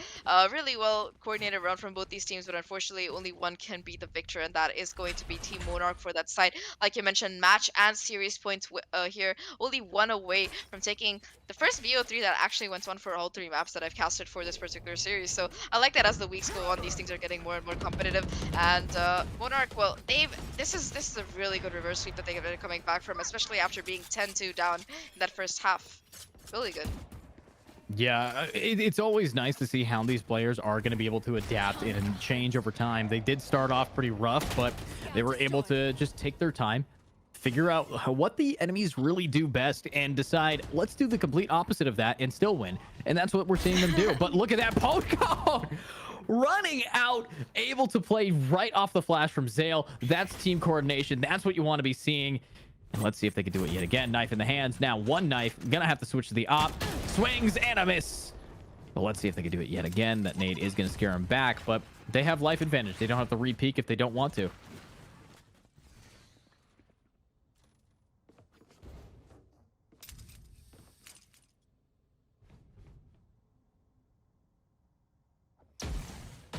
Oh, but here we go. Kind of stressful for him. Foshin. You are divided. Right up top. 30 Needs to seconds now left. somehow get the damage, get the connection. Do the pick. It's going to be Foshin going straight for it. Right around the corner. And that's going to be a wonderful shot. Looks like we did lose Zach yet again. But Here. There's always time for them to reconnect. However, 13 seconds, there's not a whole lot of time for them at all, with Rightman's getting one, Drass getting another. They have to get the bomb planted, but they're running low on time. It's just Drass to try to clutch this up. No time to plant. Sticks it out, goes down, and we are seeing it end by a save. That's gotta hurt. That is really sad. Dras really tried to pull it together towards the end, did get a lot of impact there, but the fact is that the last player was nowhere to be seen near that site, and they just couldn't get the plant down in time. A beautiful series coming out of both of these teams, but at the end of the day, it is just a pwn cone diff. He's the dude is right up there with 21 kills, 303 ACS, 6 first bloods, which is more than the entire enemy team had put together. Just having so much impact on these rounds. But overall, I think that for the side of Team Monarch, like we talked about, the first map was just a warm up. From map 2, they were fully in control. They had that synergy, and of course, Rightmans in particular. I think that he was probably my MVP for the series, for the Mhm. entire series as a whole, because they were just able to like hold down flanks, get a lot of kills, be a sneaky lurker, and just have a super duper amount of impact compared to everybody else. Like, yeah, you can always take a head fight and frag out, but being able to find those timings in the gap in a defense, that was just beautiful coming out of them. Yeah, we definitely saw them really pick up the pace here and do the damage that is necessary. But obviously, it is, as you said, I love how you put it. The amount of difference in these teams is getting narrower and narrower. That's why we have finally seen it get to a best of 3, and all 3 games are going to be there. And I like that. I like seeing these teams really showcase what they've learned over the past few weeks, because even though this is an open division, this is something that's going on for weeks on end just to get to the playoffs, just to get it to the real meat and potatoes. It's a 3K tournament. People have a lot on the line to get into where they need to get. They have to prove that they are good enough. And I really do appreciate what we have seen from Sloppy Toppers today. I know that even though they might not have won this one, they are definitely a good enough team to kick the butt of anybody else who comes up next to them. But 2-1 is going to be the final score here for today's games. Obviously, we only have one best of 3 for you. And it's been an honor casting again here at IGLeague. And it's been an honor casting with alongside the wonderful Zach. So, Zach, thank you so much for joining me. And thank you for Hydra for being the observer, producer, and pretty much the person on the buttons, the man in the chair. But yeah, Zach, any final questions, any send off to these teams, to these players? I know that you definitely thought Rightmans was the best player, but anybody else you'd want to shout out? I think that the entire team deserves like a huge amount of kudos because I'm having been a player who molds a lot in rank myself. Like, yeah, you can see my hairline receding. Jokes apart, though, being someone who like molds a lot in chat, the fact that they were down 10-2, they were able to get so close to a comeback on map 1, lose that map, and then still get into the trenches and push together to, all the way to map 3 and win it out in such a dominating fashion. I think the entire team deserves like a kudos, and of course, my heart. I always have a soft spot in my heart for ratty ciphers. So, right, mans, you got it. Yeah. Perfect. And, we talked a lot about Rightmans, but we also have to point out Zale's clutches. And Zale did such a good job that he's actually going to be the person we're interviewing right here, right now. So I'm going to drag Zale in, and let's talk to Zale and see how they're feeling after this game has ended. So let's see what Zale's up to. Hello, Zale. It is interview time, and you're now here. How are you doing today? How was the games? It's pretty good. I feel like we definitely had a lot of practice. Again, or Haven, it was a bit sloppy, but we definitely came back from it. We were very strong in Lotus and clearly very strong in Split as well. So I'm really proud of the performance. Perfect. And honestly, we did see you clutch up a lot on the last map there. In that special clutch we saw, you had an Astra and you had a Sky rushing you down from heaven. I just want clarification. Did they flash each other? This was on what map? This was on the last map of Split. Yeah, they blended. Yeah. Yeah, they blinded the. Okay. No. Actually, no. I blended them. Sorry, I blended them. You blinded them, Yeah, and they blinded you, and you ended up being the better blind, and we appreciate that. Exactly. Perfect. That's how we work over here. Awesome. And my co-caster here probably has some questions for you. Zach, any questions for the wonderful Breach player at the end there, Zale? I'd like to talk to you about your Lotus comp actually. So I love that you went in for that double controller. The fact that you were able to just constantly get so much space every time. How what do you think is the one thing that you really want to fix on that particular map? Because to me, you guys look really good, but there were like a few rough spots, and you did lose a couple of rounds. So what would you really attribute those to? Oh yeah, for sure. So I think one thing is that we definitely know what to do now because we have a general idea. I think one thing we should be fighting more for is that we should cancel them out so they can't just go into respawn. Like that Omen getting a 3K in respawn, it shouldn't have happened, but we still recovered from it, thankfully. But yeah, that's definitely one of the things we want to fix before tomorrow's game. Yeah. All right. And map number 1, you guys were like down 2-10 in that first half. hmm What was like really going through like the team's minds? Like how were you guys coping with it? Were you guys like sad, or was it like just like, yeah, this is just warm up? Or what was really going through your minds? Oh, no worries. We never stressed at all. I mean, we were in the game. We would be able to be like, we had this energy that it doesn't matter what the outcome is. We're here as a team. We're learning, right? Because we have everything. We have an amazing organization that's supporting us, and then we have some really good players. Cohen especially, Boris. All the new addition players are like popping off right now for the tournament. That's pretty good. For Haven, we weren't tilted. We weren't like, we were more energetic. We knew it didn't matter what happened. We knew we came into this thinking that we're gonna win. Doesn't matter what the outcome is. If we lose this map, we'll win the other two, and that's exactly what happened. That's really good. Congratulations again. You guys played fantastic, and I hope the rest of your games are this nice. Yeah, for sure, for sure. Perfect. And of course, because this interview is winding down, there's not a whole lot to talk about outside of you absolutely flexing on these players a lot. I like to say, with Zale here, under pressure, you cook up diamonds. It's beautiful to watch you clutch these. Even with how great of a player you are, who do you think on your team really carried slash helped you guys keep your mental good? Who would be the biggest shout out you'd want to say on the roster that competed today that you were playing with? Oh, everyone. Everyone was had their part, and it was really good. My future plans. I just want to put this out there. My future plans for this is, I want to have the whole team on the interview. So we're gonna win every other game. This is 2 players so far. You're gonna meet the other 3 soon. Promise you Oh that. hell yeah! Ooh, that sounds awesome. Let's go.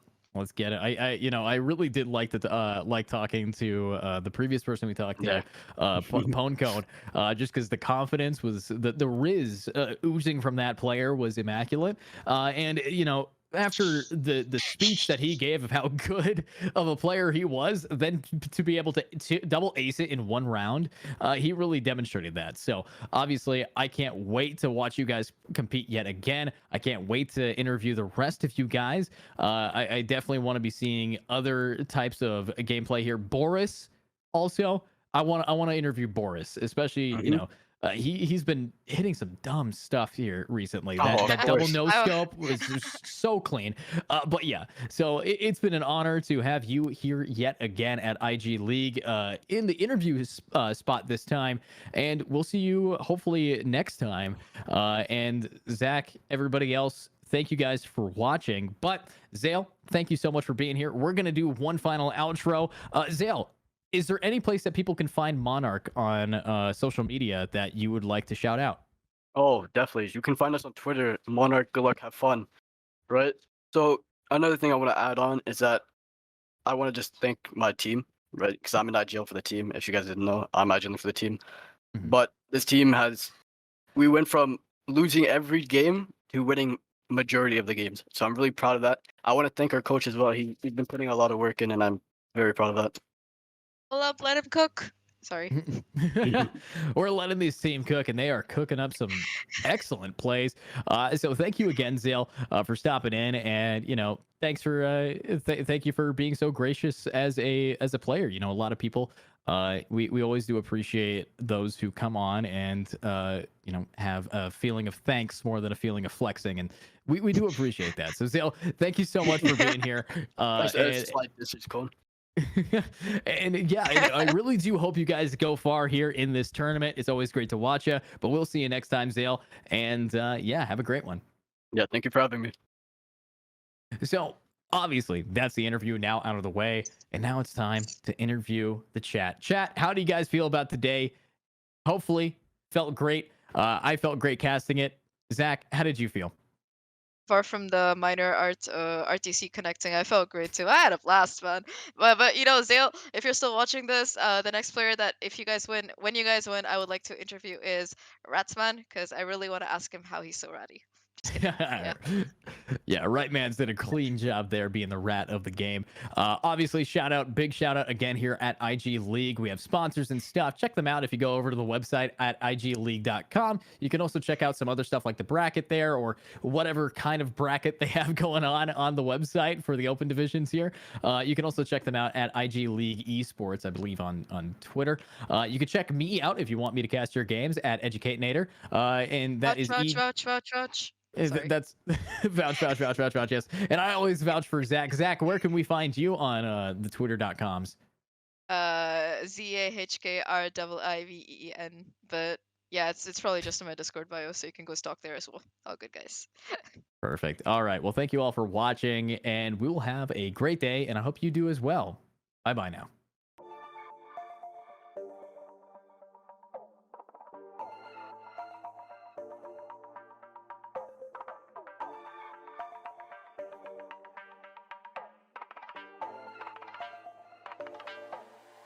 You